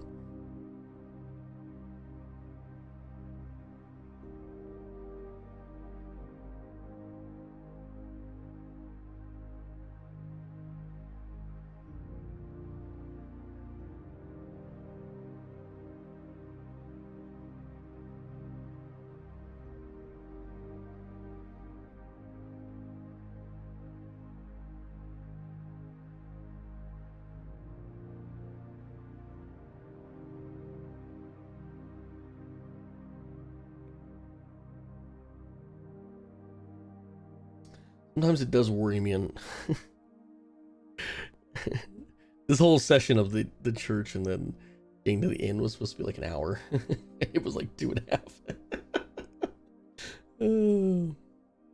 Hey, the longer we take, the longer we play. Yeah, true. No end to the campaign ever. So I've been so busy recently, I missed these. All of the VODs are saved on Twitch.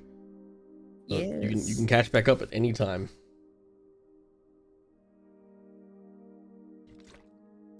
Yeah, that Sylvie stuff was nuts, wasn't it?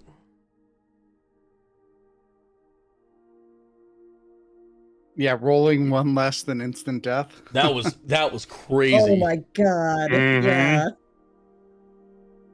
Yeah, the tension was definitely there for that was terrifying. It's still like man, I really thought we were gonna save a halfling once. We keep tweaking it, and they just keep dying on the table. I mean, I guess I should have said that first, but you know. DMs, if you ever want a way to get around the lucky feet, tie them to a murder table. It's DM advice for the ages. That's what the runes said, not blood of the almighty, but murder table. Murder table.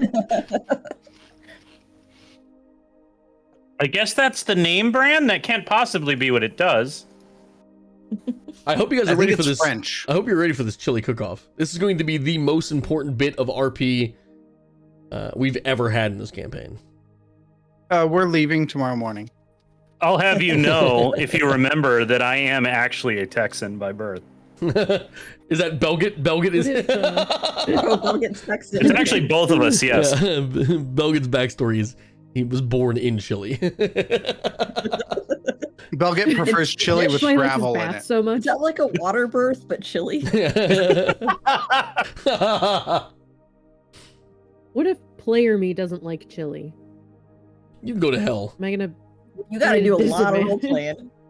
Yeah, you eat all that weird You don't like Chicago ass chili? shit and you don't like chili? Yeah, how the fuck do you not like I chili? don't really eat that much weird Chicago ass shit. The weird Chicago ass shit is for the tourists, so when y'all come here, we treat you to it, and that's the only time of the year we actually have it. So you don't eat really weird relish dogs every time you have hot dogs? Oh, I hate Chicago dogs. They're the weirdest. Never had a Chicago hot dog. Your Relish can pizza just and go your all hot over. dogs are atrocious. The pizza is a casserole, Pizza's and great, as a but casserole, it's- it's delicious. Yeah, it's not. Because I an used to work everyday- at a hot dog cart, so I'd have to remember all the weird, dumbass bullshit you did on your Chicago dogs because no other hot dog we had used most of those ingredients at all. It's like a full pickle spear, and then relish, and then like mustard, and then a bunch of other shit, right? On a special You need bun. the peppers. You need the Yeah. And the jardinera. You relish need isn't just relish. something else. It is like the most Yeah. like greenest Yeah, it is the Chicago River greenish- green. Sweetest, It like, is Chicago River sugar-coated dyed green. style of What are they crap. like? No, I don't think they're mini gherkins, but it's a specific type of pickle that makes it, yeah, like you said, like neon green. I don't even know. But yeah, like I said, that was a fun one because it's like, oh, I have all these like, what are these miscellaneous ingredients for? It's like, oh, they're for the Chicago dog. What are they for? Also, Are they for anything else? No. And then there were the Magna people points who would out always that request too. mayonnaise with their hot dogs, which I never understood. Fuck those That's people. weird. They're like, I would get like maybe one a day, but it's like, where did you learn this behavior? Yeah, Magna points out about pizza is like the true Chicago pizza is cracker thin crust, cut party style into squares. It's called tavern style. That's what we like. Yeah, tavern style, but that's not So good. Chicago. You guys didn't come up with that. Yes, it is. No, Yes, it is. Chicago's is different than other Chicago's thin is crust. different. It's got more of like a cracker crispiness to it. It's so good. Just make I'm gonna normal. say it. Hey, No, make You normal know how pizza. like Stop trying to I be like me. Detroit Yours style. is I like like- Little Caesars. mushy? You can fight me on that. Yeah, the mushy thin crust, you should not be able to fold a pizza. Just putting that out there. I like. Oh, I agree. Yeah, no, it needs to be brick fired and it needs to be like crispy, No, crunchy. fuck you guys. Like Absolutely not. New York pizza if it's is thin, the best if pizza. it's thin. New York pizza is the Oh, best God. pizza. I want a fucking thin ass thing. I want to fold it like a taco, dip it in a fucking gallon of ranch, and slide it down my gullet. No chewing. When The I ranch really- is behind. Week, Ranch I'm and getting pizza the is good, I- but gas fuck off with slice that and folding fold that thing. nonsense. You see, I I like like all of New them. York There's style room for pizza. all those pizzas in my Yeah. All life. I like pizzas New hold York a style special pizza. place in my heart. The most. But Yeah, But- New York style goes hard. as somebody that really likes cut pepperonis, though, like that's like the peak of pizza technology right now. Is little like greasy cup pepperonis. Yeah, Mm. old world pepperonis, whatever the fuck they call them. Yeah. I'm with you. There's this place in California where I used to live called Toppers. Holy shit. It's like It was a strip club, but no, it's like the entire top of the pizza are those tiny fucking pepperonis. You cannot see the cheese. Do they get like crispy? Because like pepperonis that get a little crispy. Yeah. Are just the best. The rims okay. get crispy and Yep. the inners are like nice and chewy. And then Oh. like a little because cup they're like of grease. Okay, because I'm there's not- like I'm a not little good with pool that. of grease in every single one, and that's one of the Oh, I best have to parts. take a napkin to it. Yeah. Anyway, all right. So you guys wake up with pizza on your mind. Is that what we had at the end? Come Yeah. on, let's retcon it. Yeah, Dorian comes I out. had He goes, pizza. "Hey, I got some fucking slices for you." All right, back to D&D. Bareth, Wilrick, Belgit. You're doing skull shit, I assume. About what time is it right now? Am I not getting my nuts? They're bringing you your The nuts. berries? Yeah. Okay. Whoa there. We got the bathtub room, not you. Dinner would have ended, so it's about 9:10. Oh, okay, so it's night. Yeah. Okay. Bareth. Knock on Trell's door. Okay. Knocking on Trail's Yeah. door. Do-do-do-do-do-do.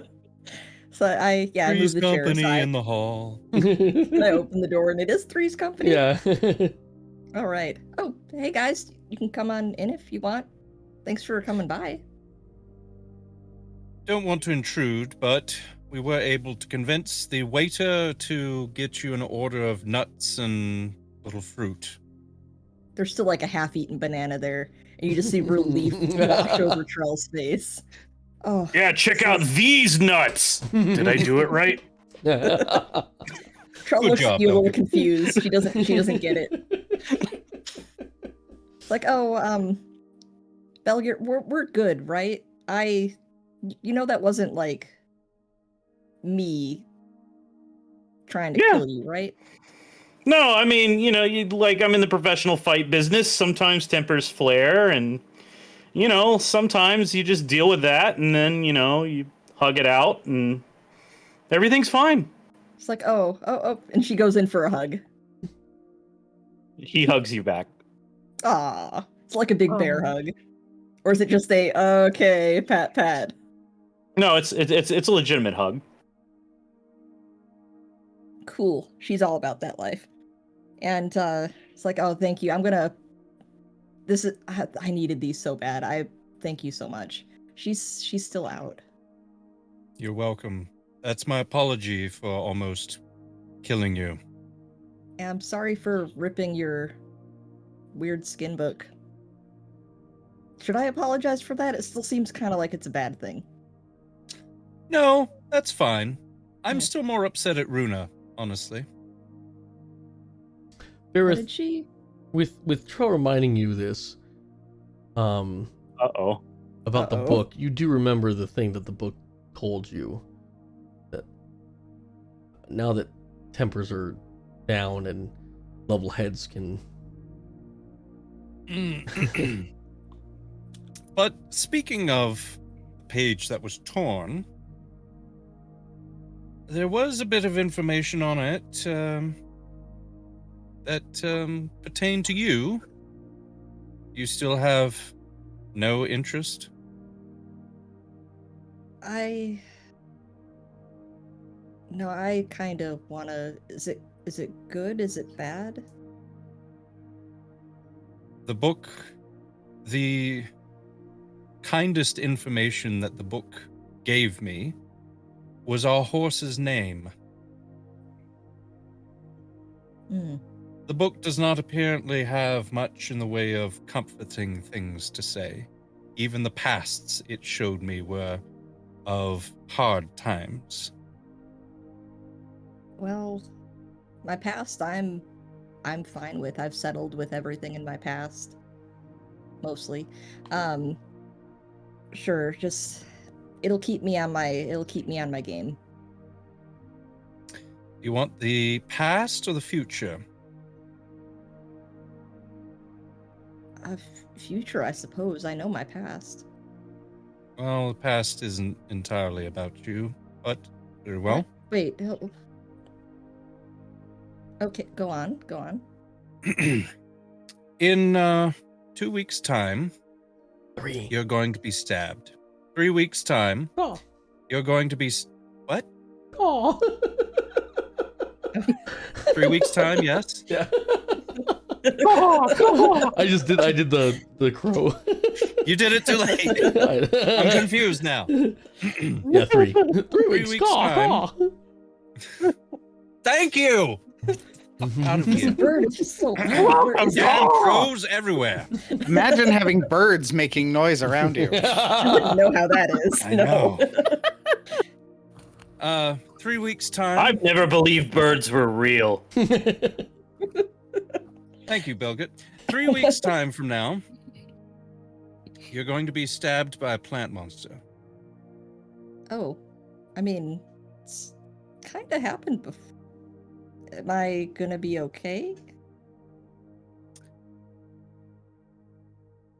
All I can say is this. My mother had me read a book, and there was a chapter on a time magic.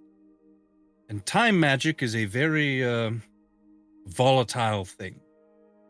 There are stories of people that have tried to change future events after having glimpsed the future, but the future is very fluid.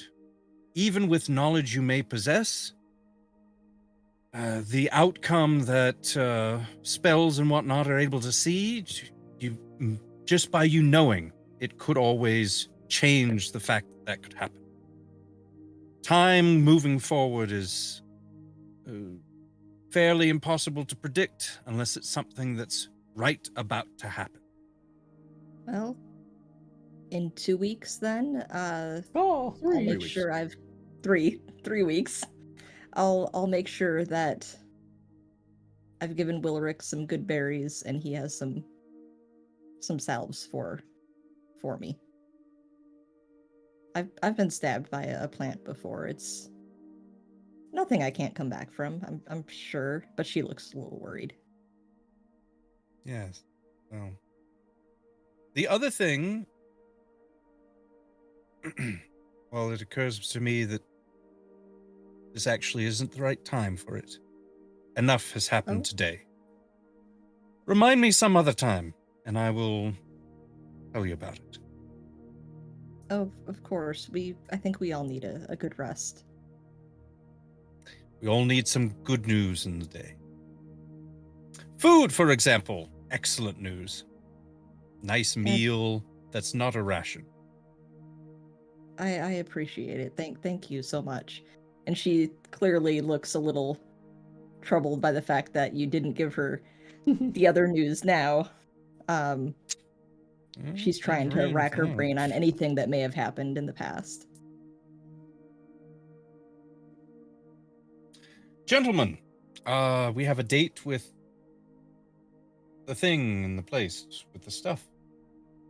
I think Sylvie Yeah, has the skull. Am I wrong about that? I thought Wilrick had it. No, I'm pretty sure No, Sylvie I think does. you're right. I think Sylvie, Sylvie does has have it. I thought Oh. that it went into the bag. Oh, did we Into put it Oh in the yeah, bag? we did move. Did we move it over? I thought so. Last I remember, it went dormant in It's Sylvie's mentioned. hands. So what you guys have done with it, I'm not sure, but I feel I like I mean- remember suggesting putting it in the bag, but I don't know if we did. I Quick feel like it would be consensus. Where's lucky. the skull? yeah, just say where it is. I'd say it's in the bag. All right, it's in the bag. Yeah, it's in the bag. Bag? It's in You the good with bag. It's in the I- bag. I am adding it to show it there. Do let us know if Sylvie wakes, though I imagine that won't be till the morning. Yeah, and I'm gonna make sure I have some more healing prepared for her in the morning, just in case. Well then, have a good night. Yeah, you too. Thank you again for the food. I really appreciate it. Thank you so much.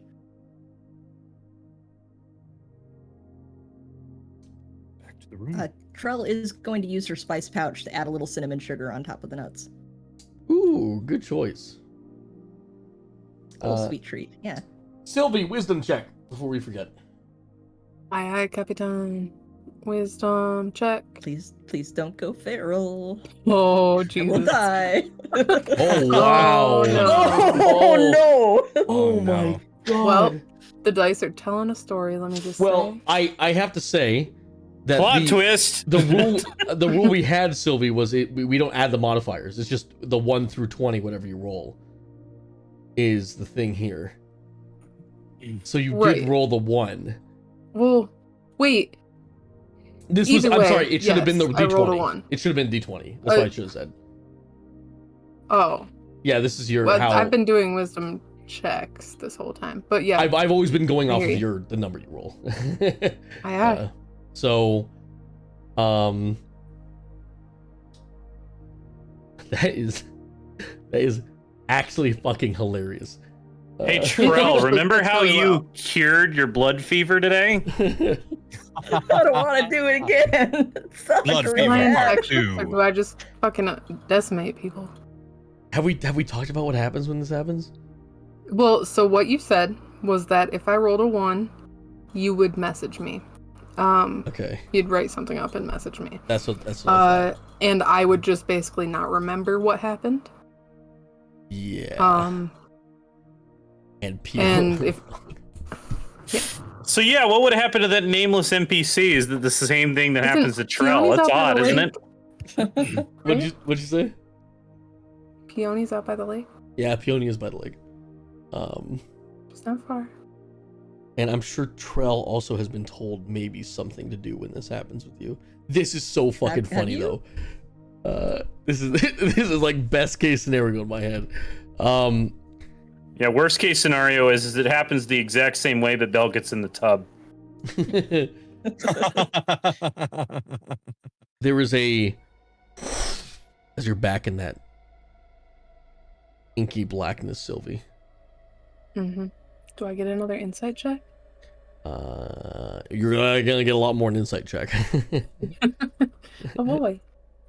As in front of you, actually, I'm gonna have all of you deafen, except for Sylvie for this. Ooh. Okay. How will we know I when will Sylvie wave? Could you Yeah, Yeah. Sylvie, In the just Or type in wave chat or something. or type in Okay. chat. type Okay. in the right. in roll 20? Okay. Yeah, one of these Deafening things up. happen.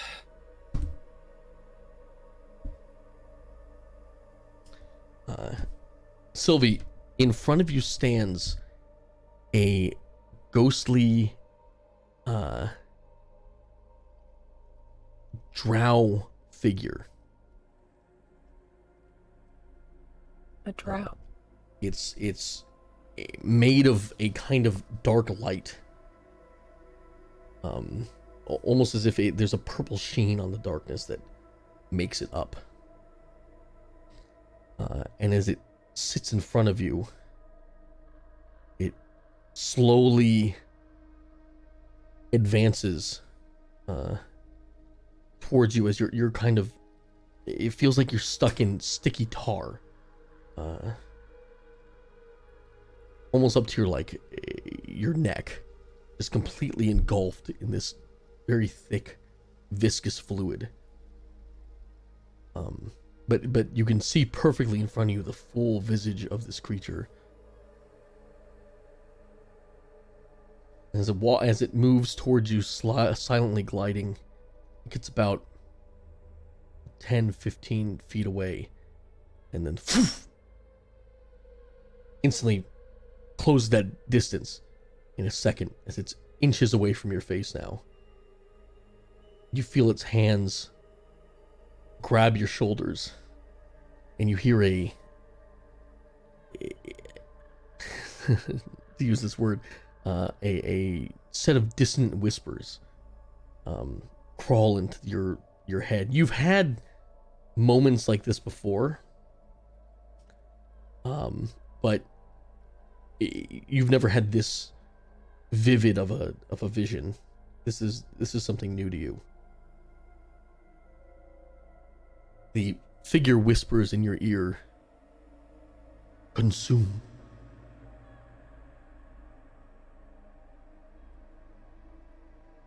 How do you respond? No, I don't want to. You don't. Oh, you're saying no, I don't want to, not you don't want to respond. Yeah, that's what I'm saying. You feel its presence start to override yours. And now I'm going to have you give me an insight check. Okie dokie. Let's roll better this time. 17. It almost feels like a malevolent figure is taking over. Your will and your agency isn't your own anymore.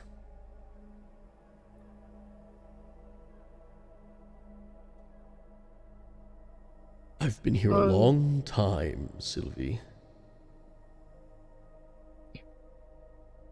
Finally, we can talk.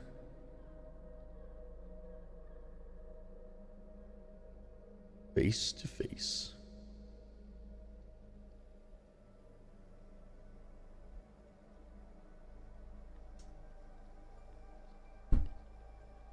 I don't want to talk.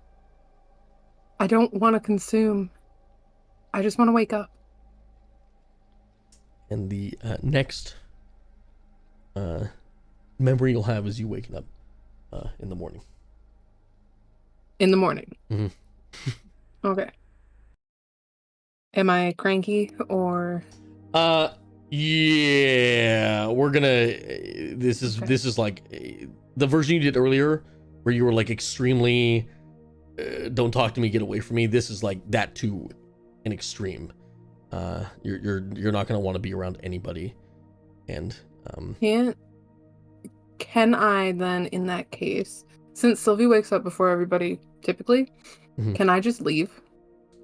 Yeah, absolutely.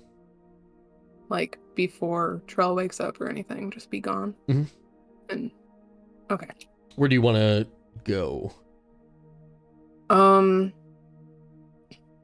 Somewhere secluded, ideally.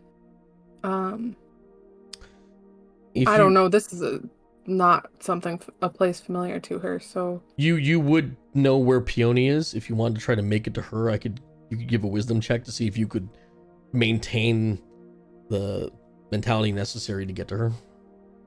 Yeah, that sounds good. Wisdom check. Safe. We'll do safe. Save.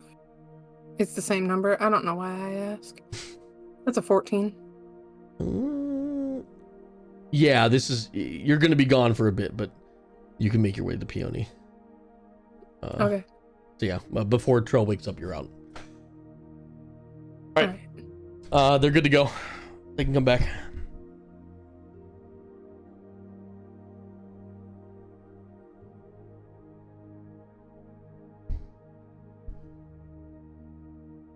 And so now you know the exact size and dimension of Wilric's. So. Yeah. I mean, Oh, check DMs. My text was backwards. I'm not the stupid one. I have Low an end. int. Low end.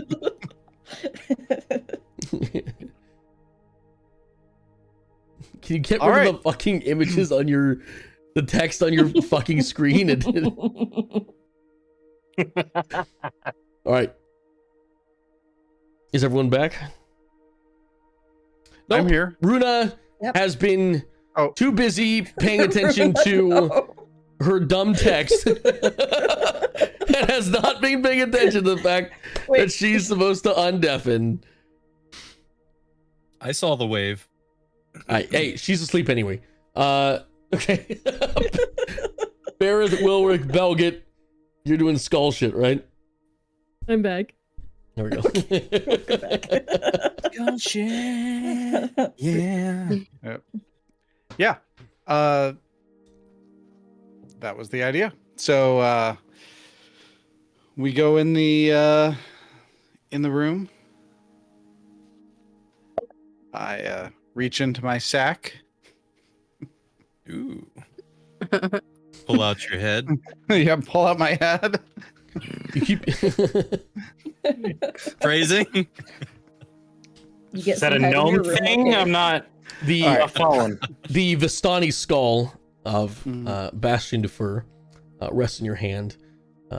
It's parts of it covered with a fine leather, other parts replaced with mechanical bits and bobs, a needle down in the jaw, and a open slot where the head would be, or where the the base of the skull would be. Base of the skull, you know what I'm saying? It's above the eyes. Anyway. For like, since we're kind of sitting around talking to it, Wilrick hands it to Homunky, who like holds it out in front of him to kind of like, be roughly eye level with everyone else. So you would like, remember that activating the skull causes it to float on its own. Yeah. Okay. Sure. That too. Yeah. Sorry. But you would need to activate it first. So sure. Let's see. There's the record, which, we never said we pulled the record out. It did. I'm not sure how well it came out. What was that? It came out. Okay. So, let's see. We put it in like this, right? All right. Put it Into the slot. And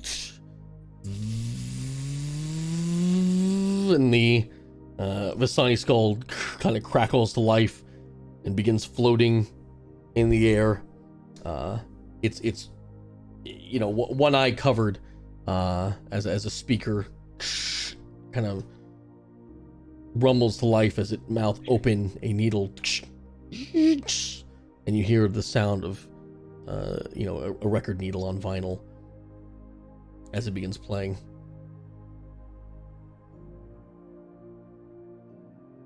I will never get tired of that. Yeah, it's pretty amazing. Well, Bareth, you had some really good ideas for things to ask. How about you get started? Very well.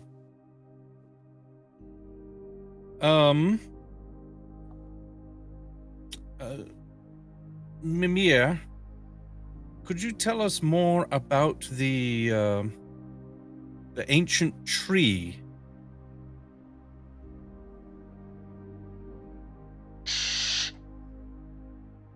No. Understood. Previously, you mentioned that there was a tree that was special that was made to look dead, I think? Is that correct? Yes.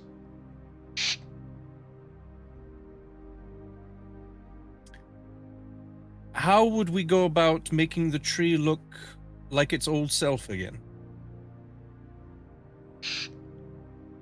The rotted wood in Caulfield was locked away due to a plague that it expelled.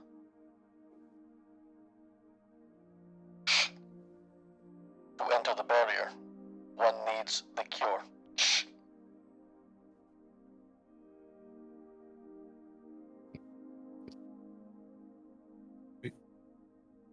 Needs the cure, but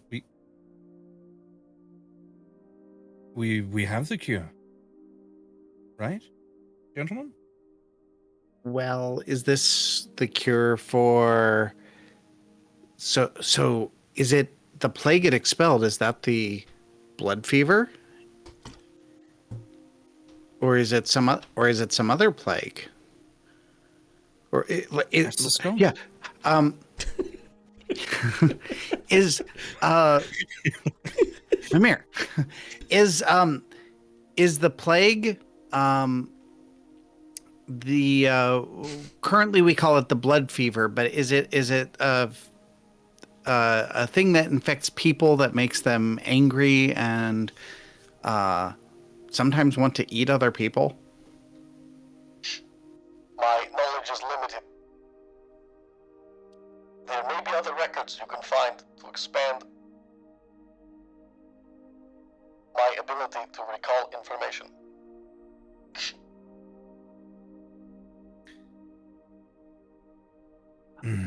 Where was the tree locked away?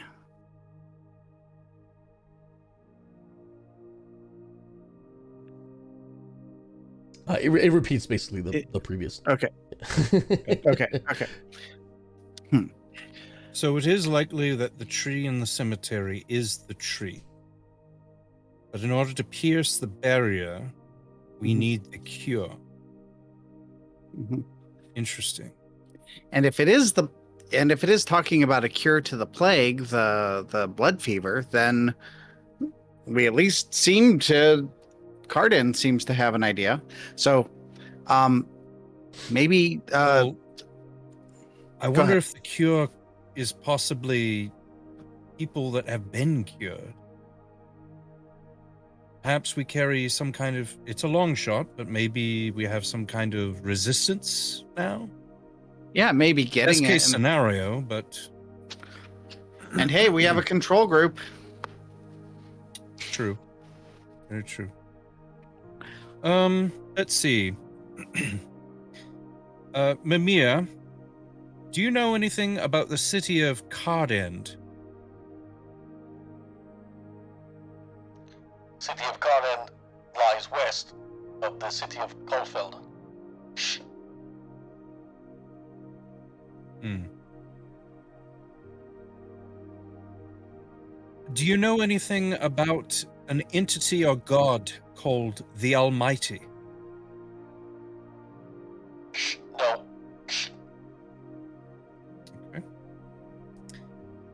Do you know of a religious symbol that's an upside down triangle with a line in it?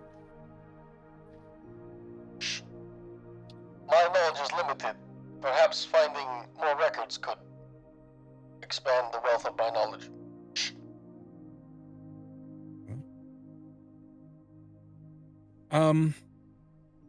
Do you know anything about a book wrapped in human skin?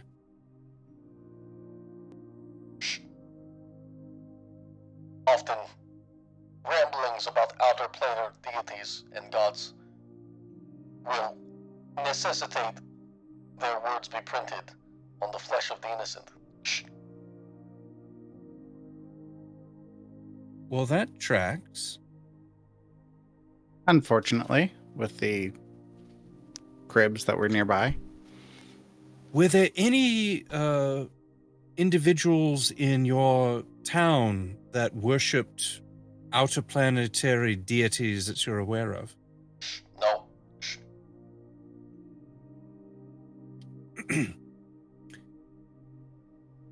This one's more of a long shot, gentlemen, but I'll ask it just in case. Do you know of anyone in your family named Jean Duc? I am unaware of anyone in my family with that name.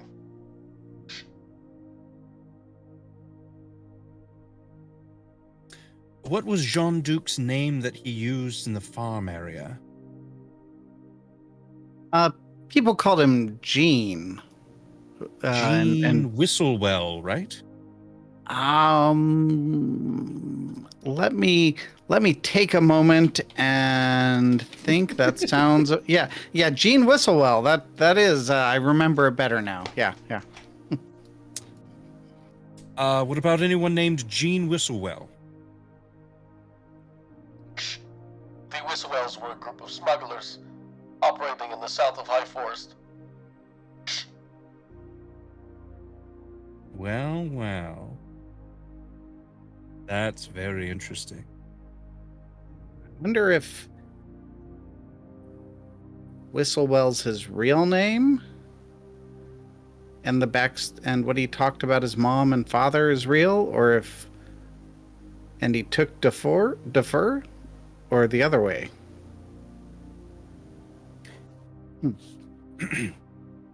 Mimir, is there anyone in your family who's young, named perhaps Jean or Jean, who married into the family recently?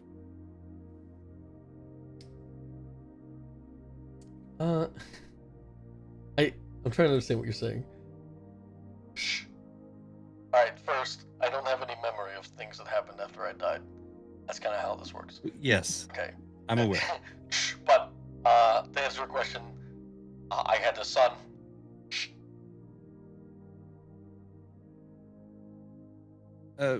Yes. Remind me your son's name, please. I do not know. Oh. That means his son was born and he died either shortly before or shortly after, so he never got to know his name.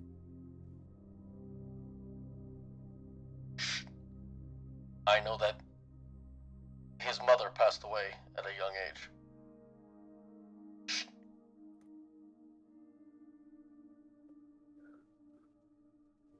I mean, that sounds kind of like the story that Jean-Duc gave, but I'd have to double check and see. It seems like the timing is off because I thought, do we know when Bastion here kicked the bucket? What year did you pass away, Mimir?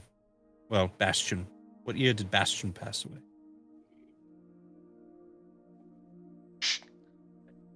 1339. Well, I guess that would mean that that's about 30-ish years ago. That It's possible. yeah, that could It's check out. possible. Maybe Jean-Duc is Bastion's son. Maybe not. Could be. Could be.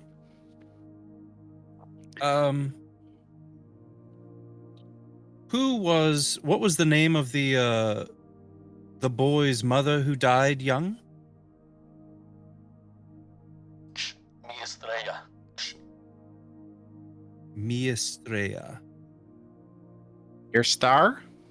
I picked up some remedial Stani from Runa. We've been talking about it.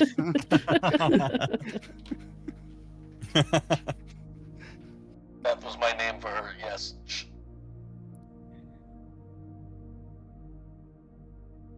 Interesting. Did she have a name that other people would call her?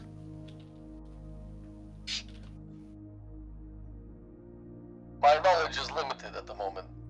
Finding another record, blah blah blah. Did I you love just that. did you just turn Transylvanian? Blah blah blah. Did you just yada yada the phrase? Question, Mimir. Would you have any idea where we might start looking for additional discs?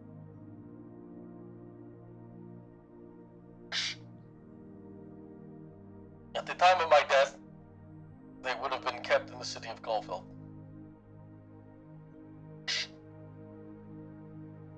Well, that's not good news. So they could be burned, or maybe the people who burned it down might have grabbed it, or who knows. Doubtful. Is Belga just sitting there watching this happen? Basically, yeah. No. Nugget, do you have a question? The floor is open. I'm Not trying really. to keep you from asking anything. Does this mole look like I should? How Were you many asking me hours or the should an head? erection last before? Do you think that Mimir. Wilrick is attractive for a gnome? Mimir, do you know anything about the Raven Queen? The Raven Queen was one of the deities of... I shouldn't call it the Forgotten Realms. The Raven Queen is one of the deities of this Faerun? place. Just this area in general, kind of the plane that we all call home. The Raven Queen is one of the greater deities of the realm. She is often associated as the god of death. We would generally be pretty familiar with her. Yeah, right? you would know the she's- Raven Queen. She's one of the biggies. Player me is unfamiliar, so that's. She has a more specific name. The Raven Queen is just a fun way of talking. I'll get her actual name. Maybe you'll know it then. She came from 4th edition. She did.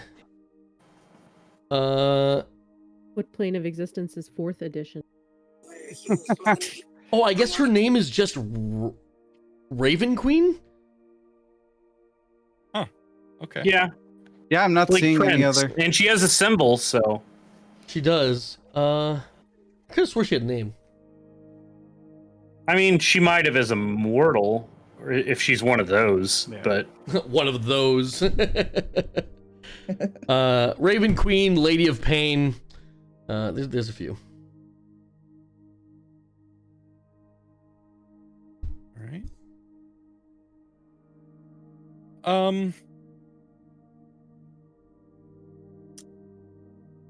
Here's a question.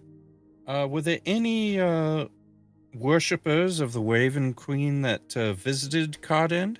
Oh, the Waving Or Queen. not Cardend. Excuse me. Caldwell. That visited Caldwell? Alfeld? Caulfield. Springfield? I have it written down in my notes. I just don't want to look it up. Sorry.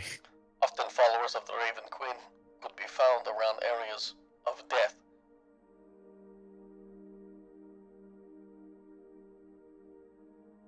I see. Is So- there a city or town that is known for having a large Raven Queen follower population? Find another record, you piece of shit. Fine. Damn, this thing's got an attitude now. Holy shit. Wow. It didn't even sound like Suddenly a it's in record. stereo. All right. I think probably I I'm feel running as out. though I feel as though we got some really solid information from this. Yeah. More questions, but some Mhm. solid information, yes. Belgit, did you have anything to add? No, not really. Ask it something fun, man.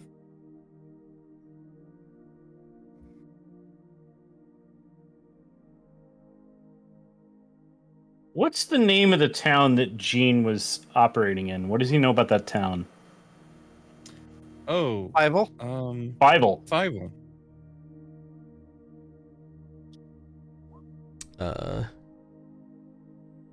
Bible is a town to the southwest of High Forest, known for producing grain and grain-based alcohols.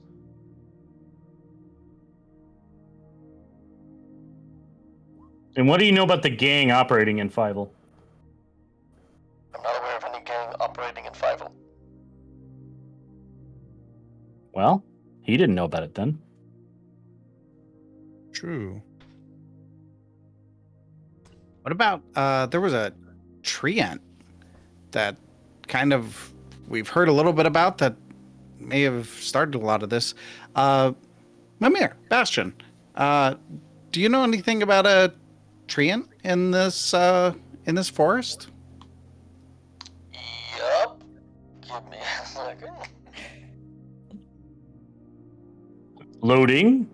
Yeah, just Loading. I'm like also spiral. combing through my notes about the Trent. I've got them somewhere around here.